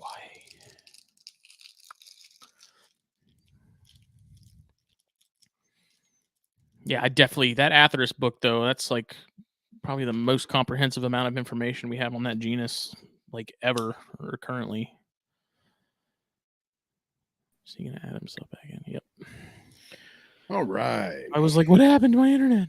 StreamYard doing its thing, man. This is what it does. Yeah. That's what we pay $50 a month for. I know. What was the last thing you heard me say? Barberi. Yes. So I got a pair that I handpicked from Palm Beach County. The male's a little small, but I think he'll get the job done. And then I recently acquired a long-term captive adult female striped. So I've never put this much thought into it before. I think what I'm going to do is I think I'm just going to wait until like April and just throw them together and just let them do their thing. I keep them at room temperature and they just live and survive. And she's actually clinically obese, so I'm going to not. She is pretty big. She's a big girl. Actually, I got pictures, so we can share those. She big girl. She's basically been fed every single week for God only knows how long. Here, let me get this video up and running. Yeah, Michael said breeding the subox would be fun. You know, they go late and they're always cool, and they are. But I haven't even put my female in cooling. The male has been. Female hasn't even gone yet. I haven't put her down. So at this point, I don't know that I'll bother. And I love the subox. It's such an awesome species, but those, I may end up parting with those too. I'm not sure. I'm kind of looking to thin out on some things to be able to focus on the Gonyosoma stuff and other things. So yeah, boy, look at that. How old is that one? Do you know? I don't know. This was a long-term. I mean, it belonged to a guy for a long time. I would say at least 6-7 years, maybe. And then it was given to a friend of mine who had it for over 2 years and just fed it, just fed it. So I've had her for 2 weeks now, and I'm probably not going to feed her anything until the end of January. I probably give her like a hopper and just see how she does with that. Because I am afraid that she might be too obese for breeding. Mm-hmm. Here is some video so you can really see. Yeah, please pushing her with the litter in there. Please do not judge my hookmanship. I did not sort of I'm looking for. I did not like the way I hooked her out, but I felt it was still a good video. So don't judge my technique. But do you know if that aberrancy or that striping, is that just a simple recessive? Do they know? I have no idea. I'm hoping that it is. I know Nipper can tell you. He has a trio that he has bred. Look at that sausage. I know, just a fatty McFatster. So, dude, I wouldn't doubt for a second if you bred her and she got a bunch of babies in her, she would roll. Yeah, exactly. That's like she's pushed her maximum density as is. Yeah. Good God. So she's got to go on a diet. But if she looks better by May or so, maybe June, I'll throw a boy to her, see what she does. So that's going to happen there. Fuscus are still chilling at like 60 degrees. I'm going to bring them back up this week and then give small meals next week. I'm trying to think what else I'm going to put together. I think that's it, man. That makes me wonder too, like if you still fed, but you fed things that were like almost nothing but protein, like chunks of frog leg, if that would make any, like if you fed her, even if it was just small pieces just to keep her metabolism going. Yeah. Well, I was gonna give her like a rat pink. I don't know that I'd give her any pinkies of any kind. You think? Yeah, I'd go with as low fat as possible on whatever it was. Okay. And her feed response is batty, bro. I mean, it's got you don't get that beat to be that big without going for food. I know. I mean, look at me. You know? You're preaching the choir, pal. Scott said the striping is polygenic and heritable. So, oh, cool, very cool. So I'm pretty sure that Fuscus will be in a week. I'll warm them up. So Fuscus, Cerastes, the Pygmies, the Rincals. I think that's it for this go around. Yeah, because colubrids, I still got at least another year on colubrids. Next year, I'm going to shoot for corns next year. Abbott line Ocotees. Hondurans are still too small. Mexican black kings are still too small. We didn't talk about geckos. So I'm going to do a bunch of Cinctus pairings, and then I'm going to try and do Millie this year, Underwatersaurus Millie. So I've got 1.2. So hopefully I can pull that off. And Valentine, my Fuscus are Queenslands. So supposedly, Scott will yell at me.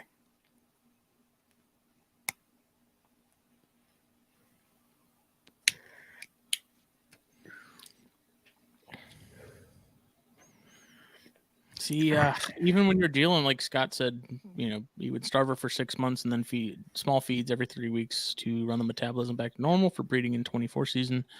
Kind of the issue with like heavier bodied little ambush species like that is like they're built to just live off fat forever. Yeah. Yep. That's why fat chondros get fat so quick. It's just like they don't do like their metabolism is literally almost non-existent. It's like it's just they don't lose weight. Well, I even contemplated waiting until like July and just not feeding her until July and throwing a boy to her. But even still, I'm hesitant. So I would just kind of play it by ear and cross that bridge when you get to it. Yeah, I have a gram scale up there, so I contemplated at least taking a monthly weigh just to make sure that she's see if she's moving any of them, losing something. Yeah, and I didn't bring up the new acquisitions. Got to show off the newest of new. Yes. So those of you who know me know that I have a closet affinity for rock rattlesnakes, and I never dove into them because I had sticker shock. I also was afraid that keeping a montane species in South Florida at 0 elevation in the tropics would be difficult. And I know that at this point in my herpetological career, I feel adequate enough that through the use of environmental control and self-discipline, I could probably do it. So I've had a Franklin Mountain Club for, oh man, I don't know, 12 Forever. years. Forever, right? Forever. It's older than my child. I think it is older than your child, yeah. And he's ready to rock and roll, dude. He's a diesel snake. So I have been talking to Vargas about trying to get a girlfriend for him, because I won't breed him to anything except for a Franklin Mountain locality. And then I recently acquired some Mexicana stuff. So a friend of mine was getting out of some venomous and blessed me with the opportunity to buy some super cool Mexican stuff. So we'll first show off this little nugget. If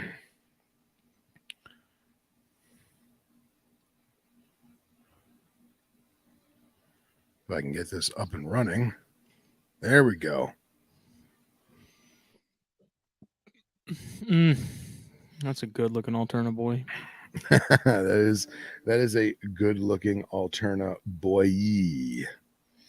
Let me get my notes so I can get the locality information, because I know I'm going to mess up these mountain range names. So for those of you wondering, this is the Durango rock rattlesnake, or Durango rock mountain rattlesnake, however you want to say it, which is Crotalus lepidus maculosus. This particular one is a bad photo. It's got skin flab on the back end here. I don't know if you can see my cursor, and I don't know if it's just lean or if it's like actually skinny, but I was looking at this tail, man, and this tail looks good and the body looks good, but I really can't tell if it's huffing and puffing, and that's why it looks so good.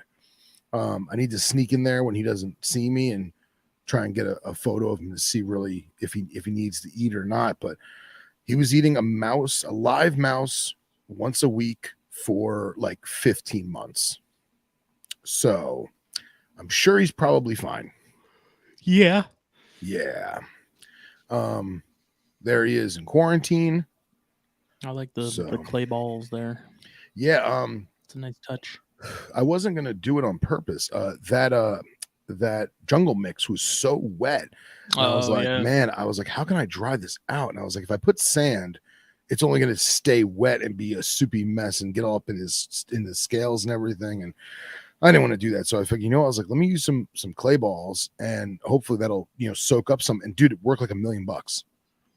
So there's just enough moisture in there to be microclimate with that water bowl and everything, but not soaking wet that it's going to mess him, So I got him. So that's a male. So now I got to start looking for a girlfriend. And this thing is easily 10 years old. I remember all the snakes I'm about to show you guys. I remember when my friend got them as neonates, and that was at least 10 years ago, if not 12 or 13 years ago. So, Sean, I haven't decided on the Ladies Island corns for this year.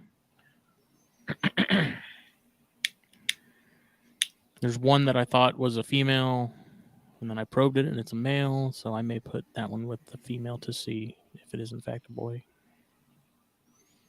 because it seems to want to pull a Bruce Jenner on me.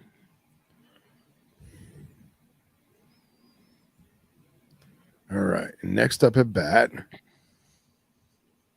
is probably everyone's favorite, but I don't want to be sold on it just yet, but boom. Oh, yeah. Oh, yeah. So this, boys and girls, is Crotalus morulus. This is the Tamalupin rattlesnake, or Tamalupin rock rattlesnake. So Dr. Vargas, as I like to call him, he says that this is what they call the Pina Nevada locality, or the Serra Pina Nevada, which is one of the highest peaks in that area. the pina locality is typically this copper color. But when you go on iNaturalist, you'll see for every one copper one that looks like this, you'll see like 2 or 3 other ones that are more gray or more slate colored, and also have some that are more pink. So it is a very variable locality. Oh man. But dude, like the flash on this camera ruins it. That snake is legit copper. So, and do the eye bands. And I think honestly, of all the rock rattlesnakes, I'm falling in love with Marulus more and more, simply because of the light coloration bordering the saddles. Yeah. Like that, Yeah. that light color, dude, it just gets me, man. I love banded snakes. And so this is definitely a hit for me.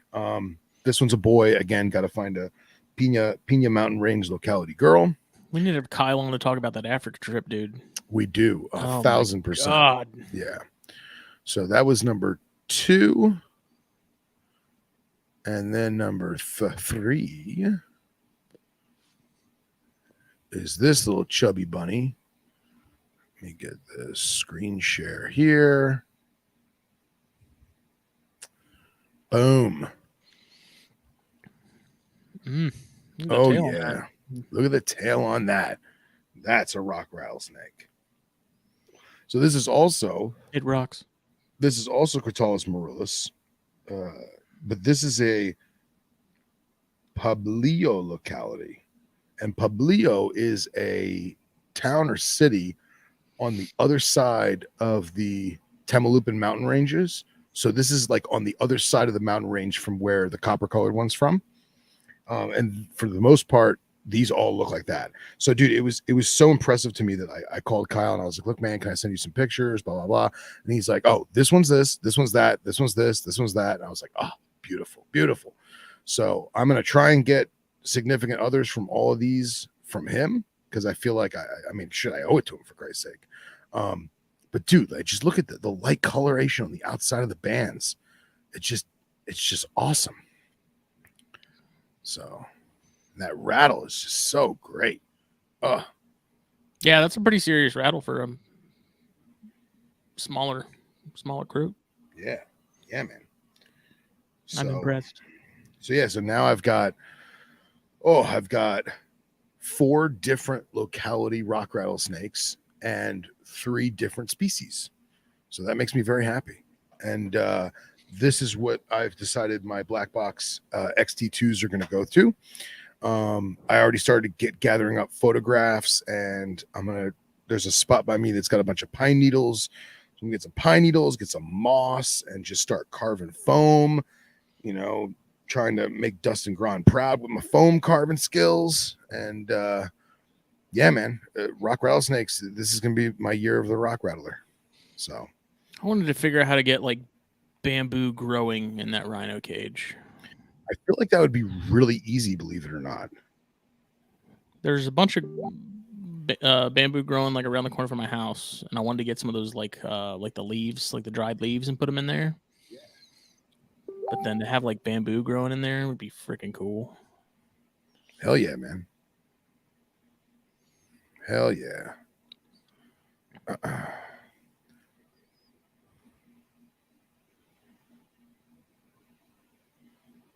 Oh, Scott just sent me some rock rattler pictures. Row raggy. Row. Okay. That's not it. What is this? Oh my God, Scott, what did you send me, boy?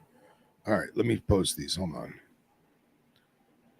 I'm assuming these are from a private collection in Europe, but I hope Scott will be in the chat to inform us. Booyah, look at that. Oh, Eric had a good idea. You could probably use the silica packets for drying. Yeah, I actually thought about that. I thought about getting the little jars that have the silica like they put in the humidors. I thought about doing that. But honestly, I'm not too concerned with humidity being high. I'm more concerned with just standing water and standing moisture. Yeah, just ventilation and yeah. So like will make a big difference.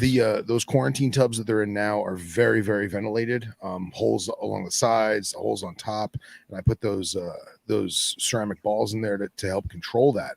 But I've decided that when I do start building out the black boxes, I'm going to attempt. I'm probably going to use microhalogens because I feel like they will make a really hot basking site and also give a good amount of ambient heat. What I'm going to try to do is, if I play my cards right, I'm going to try and do a fogging system. So in the morning, before the sun rises, each enclosure gets a minute or two of fog, like just misting fog, and then give it, say, 30, 40 minutes before the quote unquote sun comes up, and then get the heat going. So that way, by say 10 a.m., all that humidity is burnt out, with the exception of underneath some rocks and microclimate. So that'll be my goal. And obviously I'll have to, trial and error and learn from mistakes and make sure I'm not making a swampy soup at the bottom of the cage. But I feel like that could actually work out pretty well, especially if I also incorporate some kind of chiller unit too. Because like Zoomed has that new like 10-gallon chiller. Have you seen that? No, I haven't. Oh, dude, it's like air conditioning for your tank. And it's not an actual chiller. Like it's not going to get in the 40s or anything. But you basically fill the reservoir. It chills, it burns off that water in some way. I don't know how it works. And basically pumps the cold air into the tank. So like, let's say you have a single axolotl in a 10-gallon tank as a pet, and you want to get the water a little cooler, or maybe you have your reptile room is hot and you want to put like a tiger salamander in there, and it's going to be way too hot for that tiger salamander. You could put this thing on top of the 10-gallon and it just hits it with a colder air. And basically they say it drops it like at least 10 degrees Fahrenheit, at least. So it's not a crazy chiller, but I feel like I could maybe incorporate that somehow if I need to, just because that room gets so hot in summer with all the cerastes and everything else. Yeah. So, oh man. So that's a Melurus for sure. Oh, look at that face. Oh, awesome. Some specks, right? Or is that a tiger? Is that a speck and a tiger? Looks like a speck and a tiger. Yeah, it looks like a speck and a tiger. And then, oh, boom. Look at that guy. Look at that eye stripe. Oh, awesome. Awesome possum. All right. What else did... Oh, man, Scott sent me a gauntlet of photos. All right, I'm going to let those load because they're huge. So, yeah, just to get back on track, going to pair the rinks, going to pair the fuscus, going to pair cerastes, going to pair some pygmies, some dusky pygmies, and building rock rattlesnake enclosures. That's going to be the next thing, man. So... Brendan Meyer just he made a Baird's enclosure out of a BlackBox. Oh yeah, where he did the foam like sides and back, and it looks really good. Nice. Oh, Scott's saying that was Mertenensis. Never heard of it. Hang on, we're gonna pull that one up. Once you get like south of the border, Crotalus just is like a rabbit hole that just continues to go and go and go. So that's the island locality of the speckleds. Interesting. What Endemic island? to El Muerto Island in Mexico. Oh, that makes sense. Yeah. Muertensis. Yes. Very cool. I think his photo's loaded. Hold on. Man, that was a crazy looking snake. Alligator Farm had a McGregor eye. Oh, yeah? What color? Orange. Nice. It was kind of had some like stuck shed on its back, so it was kind of hard to see, and they had like darker lighting in there, but it was pretty rad. Nice. That looks like a really, really funky litosis. Yeah, it does. like a Bushmaster and a Yeah. Sidewinder and a.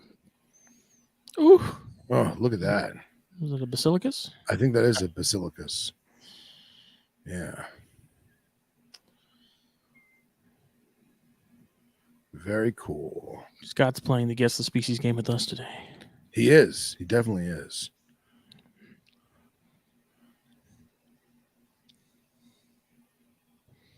So he says Reveus.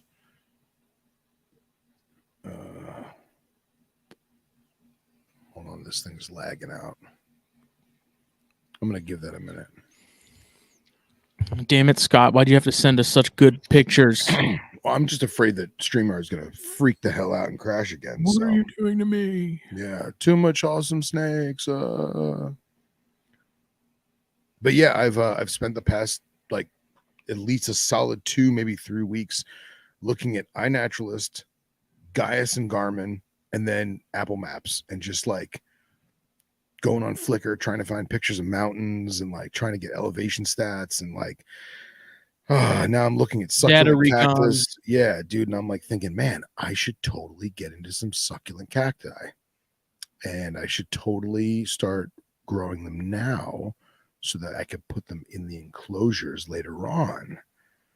Katie has a little wine box where she's growing some that sits outside and it seems like it's constantly wet, and those things are exploding.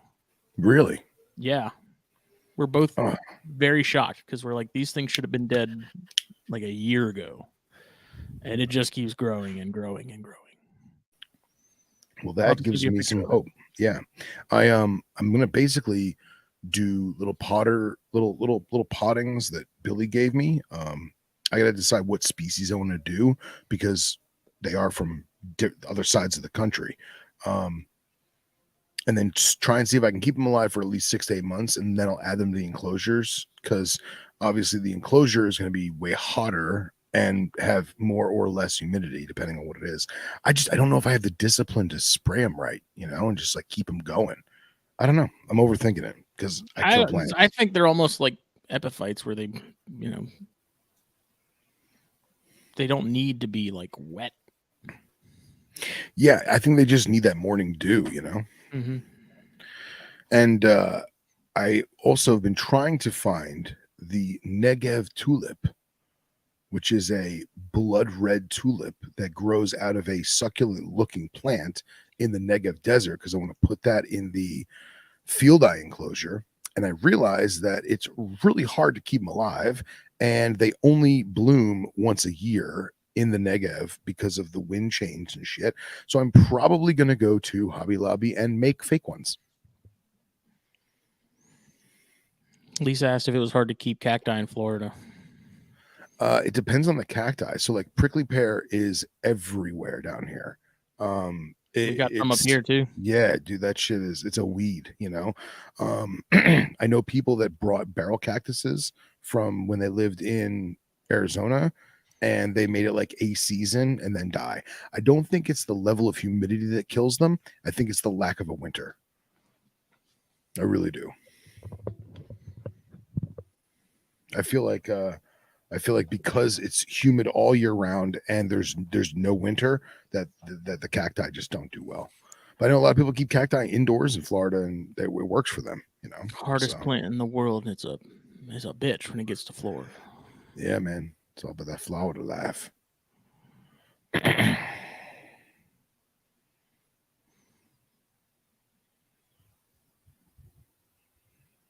Scott just sent the curveball. Here, I'll show the curveball. Hold on.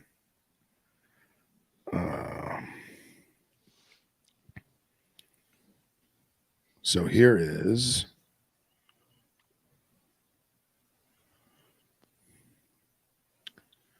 So this should be Ravius. And then, that was the curveball. And then white speck. I've never seen Ravis before. Yeah. And then, that's not it. I like the Ravis as adults a lot. And then that is a, what did he say this one was? No, I can't remember. This one is Melosis Oxiana. Super cool. And then the curveball. Meh, meh.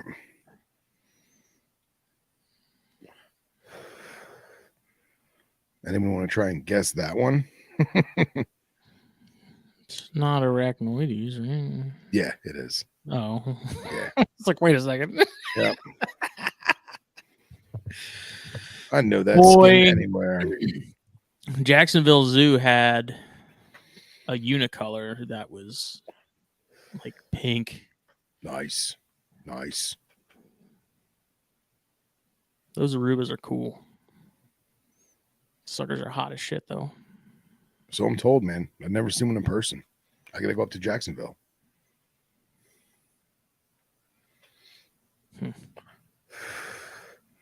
I also, anybody who has any ideas on how to make sand dunes in a tank or enclosure, please let me know, because it is really hard to do that without it sliding down. So anybody who has ideas for fake sand dunes, hit me up. Just use what's it called? Excavator. I thought about that, but the problem is the sand will eventually shift and slide, and it will just look like stone. So I'm probably going to use some of it in the field eye enclosure and maybe some of it in some of the rock rattler stuff, but the color of it is just wrong for the color's all right for the field eye, but the color is just totally wrong for the mountain rattlers. But what I've been looking at is doing carving foam to get the shape of the rolling dunes, and then basically doing like a shitload of liquid acrylic all over it, and then just pack on sand, and then more acrylic, and then more sand, and then more acrylic, and then more sand. And then you basically make little ledges so that when the sand is, so that when you put real sand on top of it, once it's all cured and dried and everything, if the sand shifts, it kind of pools, and like it'll even cascade and make a little waterfall of sand if possible, a sand fall, if you will. Like, yeah, Valentine says it exactly, lips. So make a little lip to it so that it kind of stays. But if the snake goes up there, it's gonna slide. But as long as the foam itself is the same color and texture of the rest of the sand in the enclosure, it won't be as obvious. So Make a slot in the side of the cage and take a leaf blower and turn that bitch on high. yeah. I watched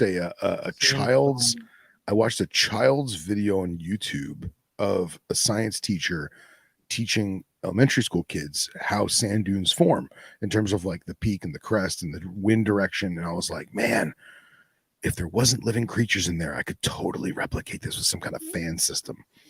And then I was like, no, that's delusions of grandeur. Just get the foam, get the acrylic, yeah.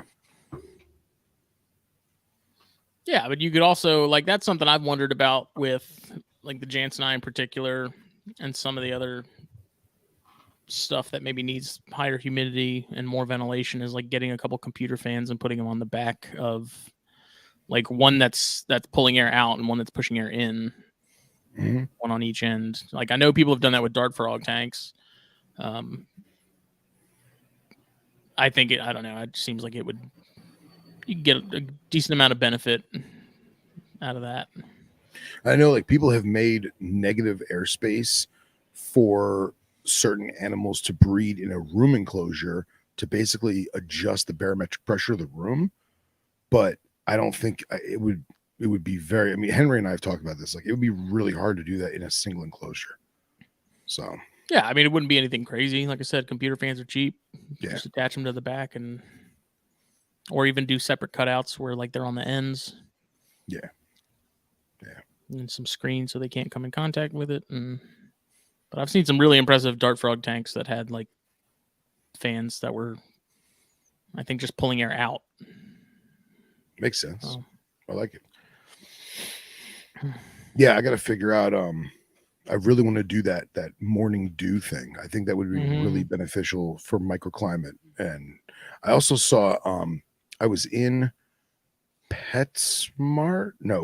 I was in Petco getting crickets with Anna Maria for a dumpy, and they had fake shale that Mhm. was like resin based, and it came in like a bag of 5, and it was Yeah. super expensive, but it looked really good and it was super lightweight. And I was like, man, if I could figure out how to make this at home at a resin or whatever, I would just make like a shitload of it and just throw it in the cage loose and just let it go where it wants to go. Because like if there was a, God forbid, a pseudo rock slide, it would not hurt the animal, you know. Right. Yeah, that'd be cool. Or if you could even just like like if you did like a foam background and you just stuck those pieces in it, Yeah. and made like nice little gaps that they can like wedge themselves in, and Yeah, absolutely. that would be cool. Yeah, super cool. Super cool. I like doing the foam background thing like I did for the darts, and I would, I'd love to do that with some of the other enclosures or some of the snakes, but just the amount of time it takes to cure and to shape and then to cover in silicone and cover in eco earth or whatever it be. It's just like for the dart frogs, it was kind of a necessity. Like I didn't have much of a choice, which is fine. But it's like I'm at a point now where it's like if I don't have to do it, I'm not going to. Yeah. You Yeah. know? I Yeah, just well, as easily put foam or not foam, but like cork, that bark background stuff in those cages. well, I decided what I'm going to do with those XT2s is I'm going to panel the sides, and then I'm going to do an adhesive photo on the back, right? So like Durango Mountains, right? Do the adhesive photo on the back, and then I'm going to have panels on the right and left that I'm going to make rock like escarpment little cliff face, right? And then have on the one side where the lamp will be the heating element, whatever you want to call it. I'll have that bleed over. And I was even thinking about it, depending on how much surface area on top I have, doing rock, making foam panel rock on the ceiling. So when you're looking in the enclosure, it looks like you're in the cave looking out into the mountains. So like there's like rock coming on the top, you know what I mean? So I really want to play around with that, and I think I'm gonna have a lot of fun with that. I want to have it.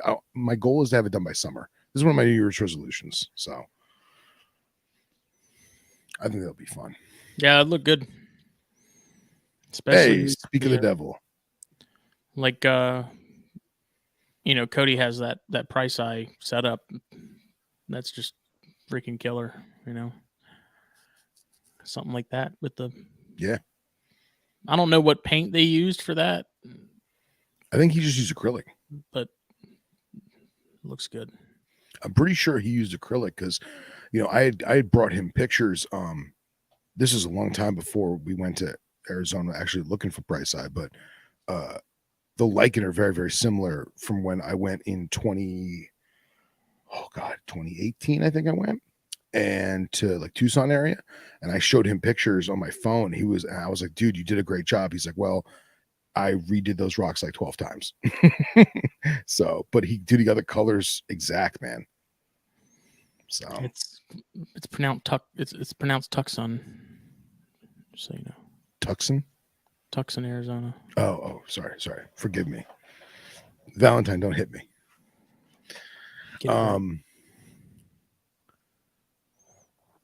Yeah, I'm gonna have to get I gotta find the right photos for the background.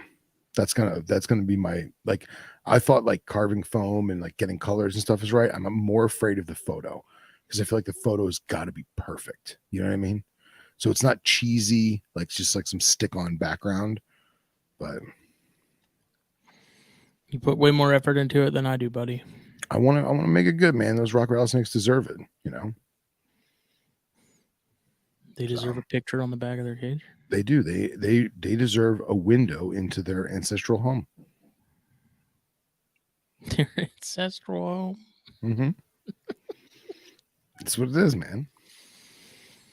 Do you have any plans for the podcasts, be it Venom Exchange, this for 2023? Yeah. Venom Exchange, we're going to try and get more shows out. Our goal last year was to do a show a month, and we basically held up to that. We'd like to do more than that. Maybe try and just get it every couple weeks, every 2 weeks, every 3 weeks if we can.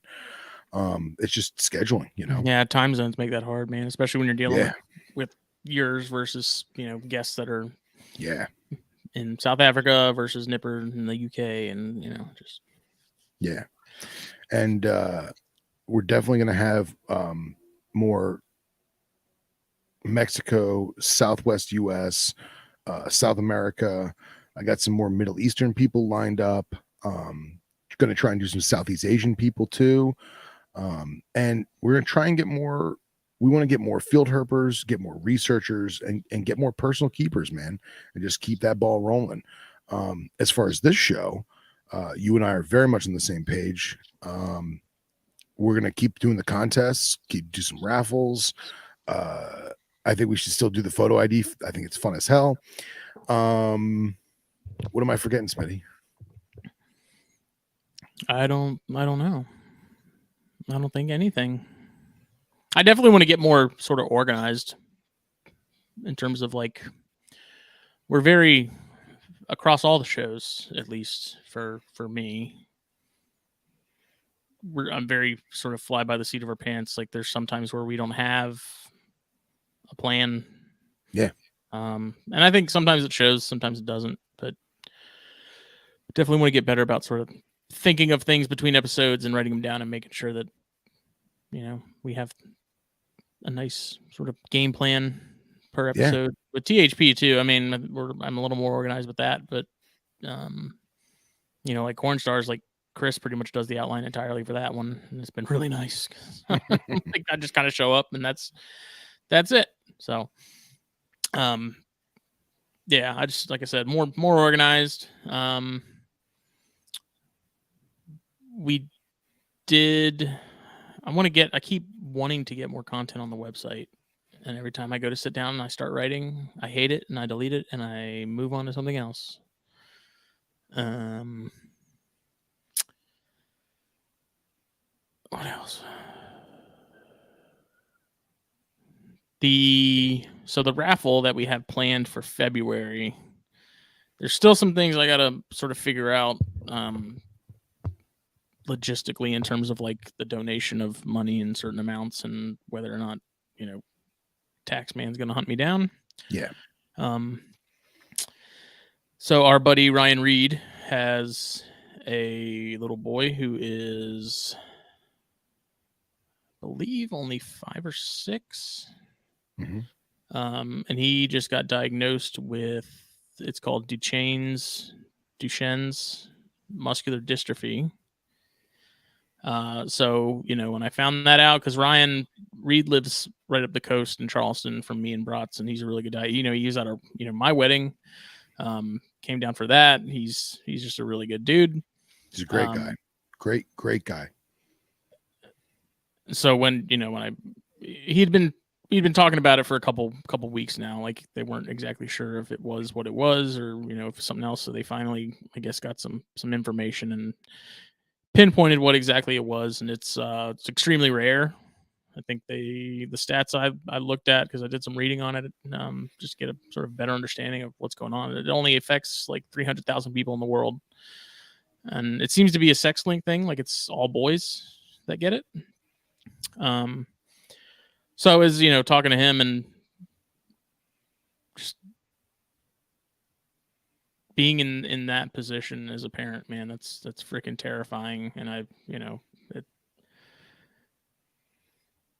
it's tough. His, Reed's got a really good outlook on it, and with the advances they're making in medicine and stuff, they're thinking that within the next like 5 to 10 years, they're going to be making pretty decent strides in terms of solutions, because right now there isn't any.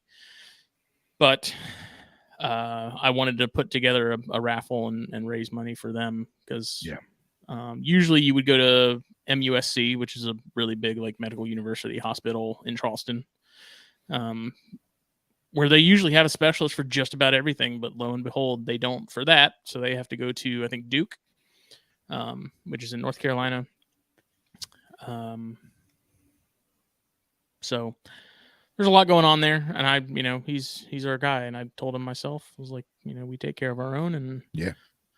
start planning and putting things in motion. So I just got to figure out in terms of like donating to something like that.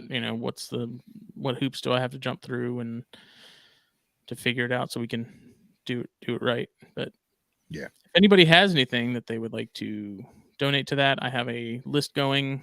Phil has a Benchmade cigar cutter that we've been sitting on forever. Yeah. I think Chris is going to put up, he mentioned a bacon line gargoyle gecko. Nice.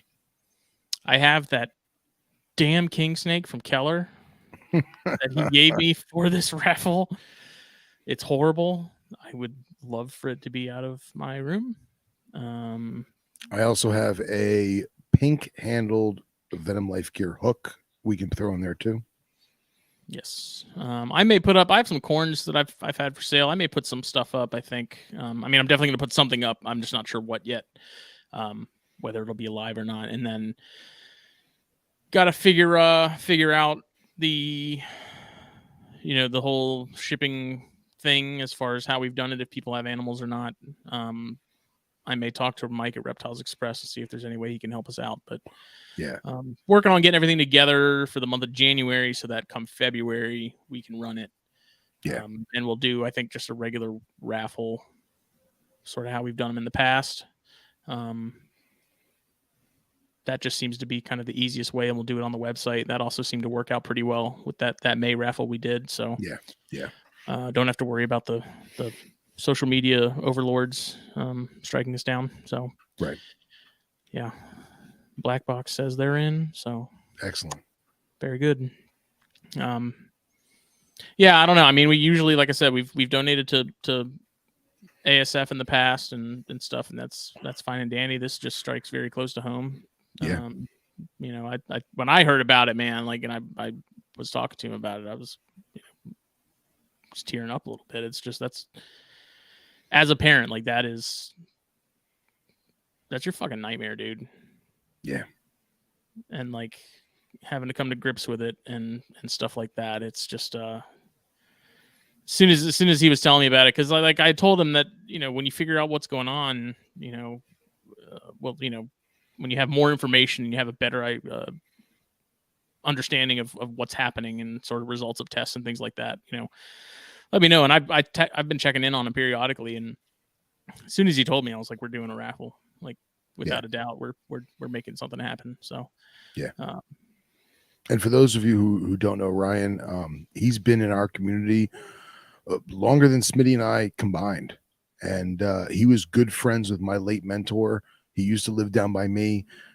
He's a dart frog guy. He's a venomous guy. He's just an all-around herper, and he works in government in animal related capacities, and he's one of the good ones who is a wonderful liaison between legislators and herpers and keepers, and he's awesome, man, and we feel for him, so just in case people were curious as to who this individual is. Yeah, he and I had talked a good bit when I first, we first started talking. I think it was on Instagram. I was working one of the shops one day. This was a couple of years ago, and like he just walked in uniform and stuff, and he's like, "Hey, man, I'm Ryan." And I was like, "Oh," sat there and talked to him for probably like, I don't know, half hour, 45 minutes, and he's been a good bud since. And like I said, he came to our wedding, and it was he took all my, when I got out of darts, he's the one that I gave all the darts to. But yeah, he's a really good dude. So yeah, man, it's crazy, like small world stuff. Like I had only spoken to him in passing through my mentor at his house. Like I would be coming to the house as he would be leaving. Yeah. And when we all met up at Carpet Fest at Cody and Pia's, is it 2018? Was that one? Yes. Yeah, so we all met up at Carpet Fest, and we're all, the party's winding down, everyone's sitting around the bonfire. Because it was just 2018 and 2019, right? There wasn't one from 2020 until now. Yeah, correct. Okay. Correct. Yeah. So yeah, I think it was 2018. and we're all sitting around the bonfire, having a drink and enjoying each other's camaraderie. And him and I started talking, and I was like, man, I know you. He's like, yeah. He's like, you were friends with Frank, and I was like, oh man, yeah.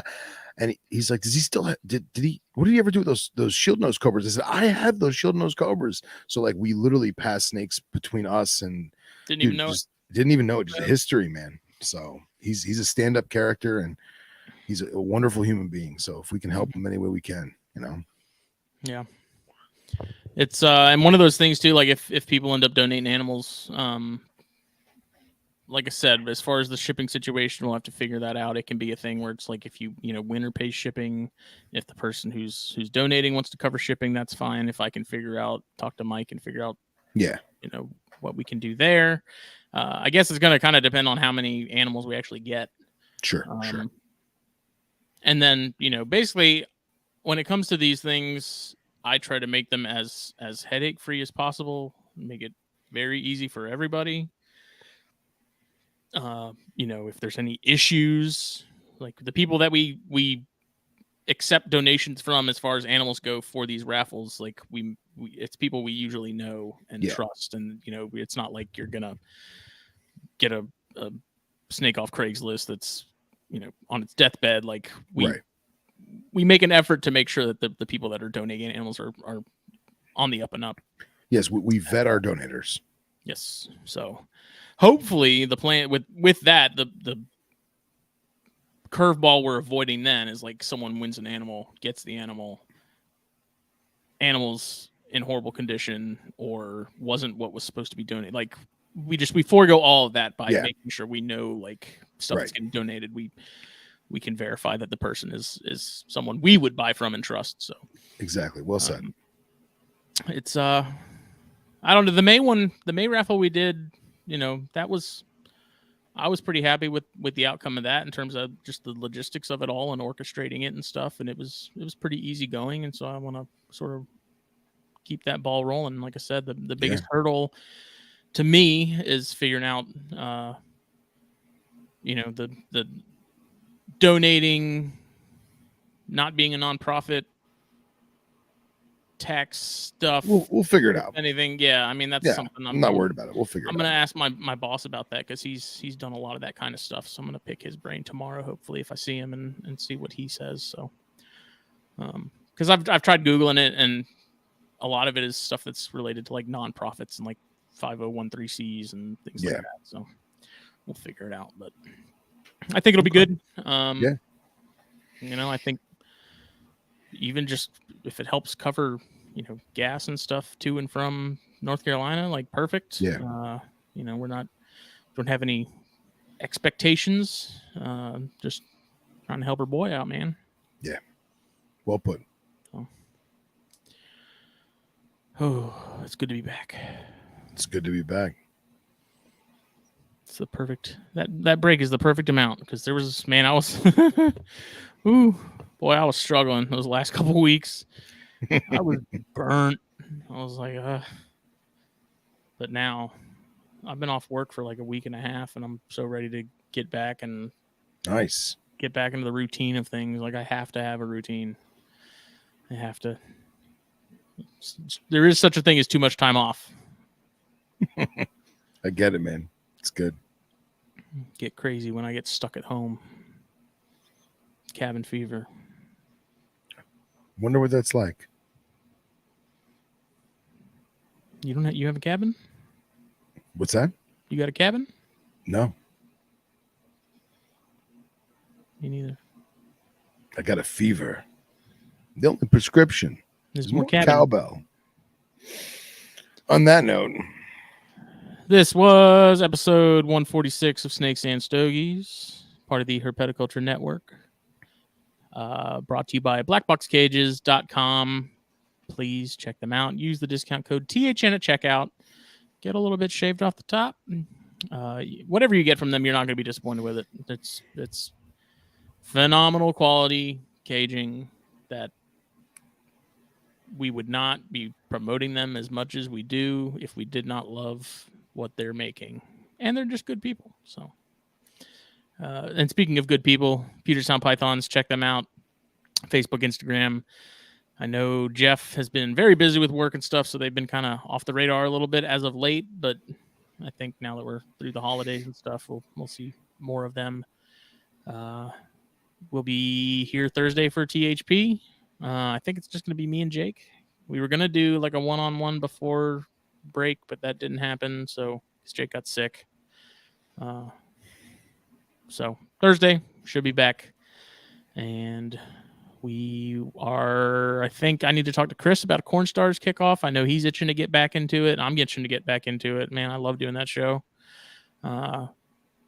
So stuff's back in motion.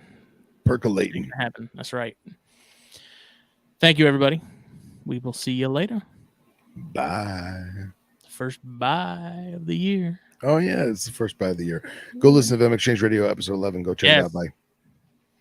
Do it. It's good. Really good. Bacardi and Cola. Do it.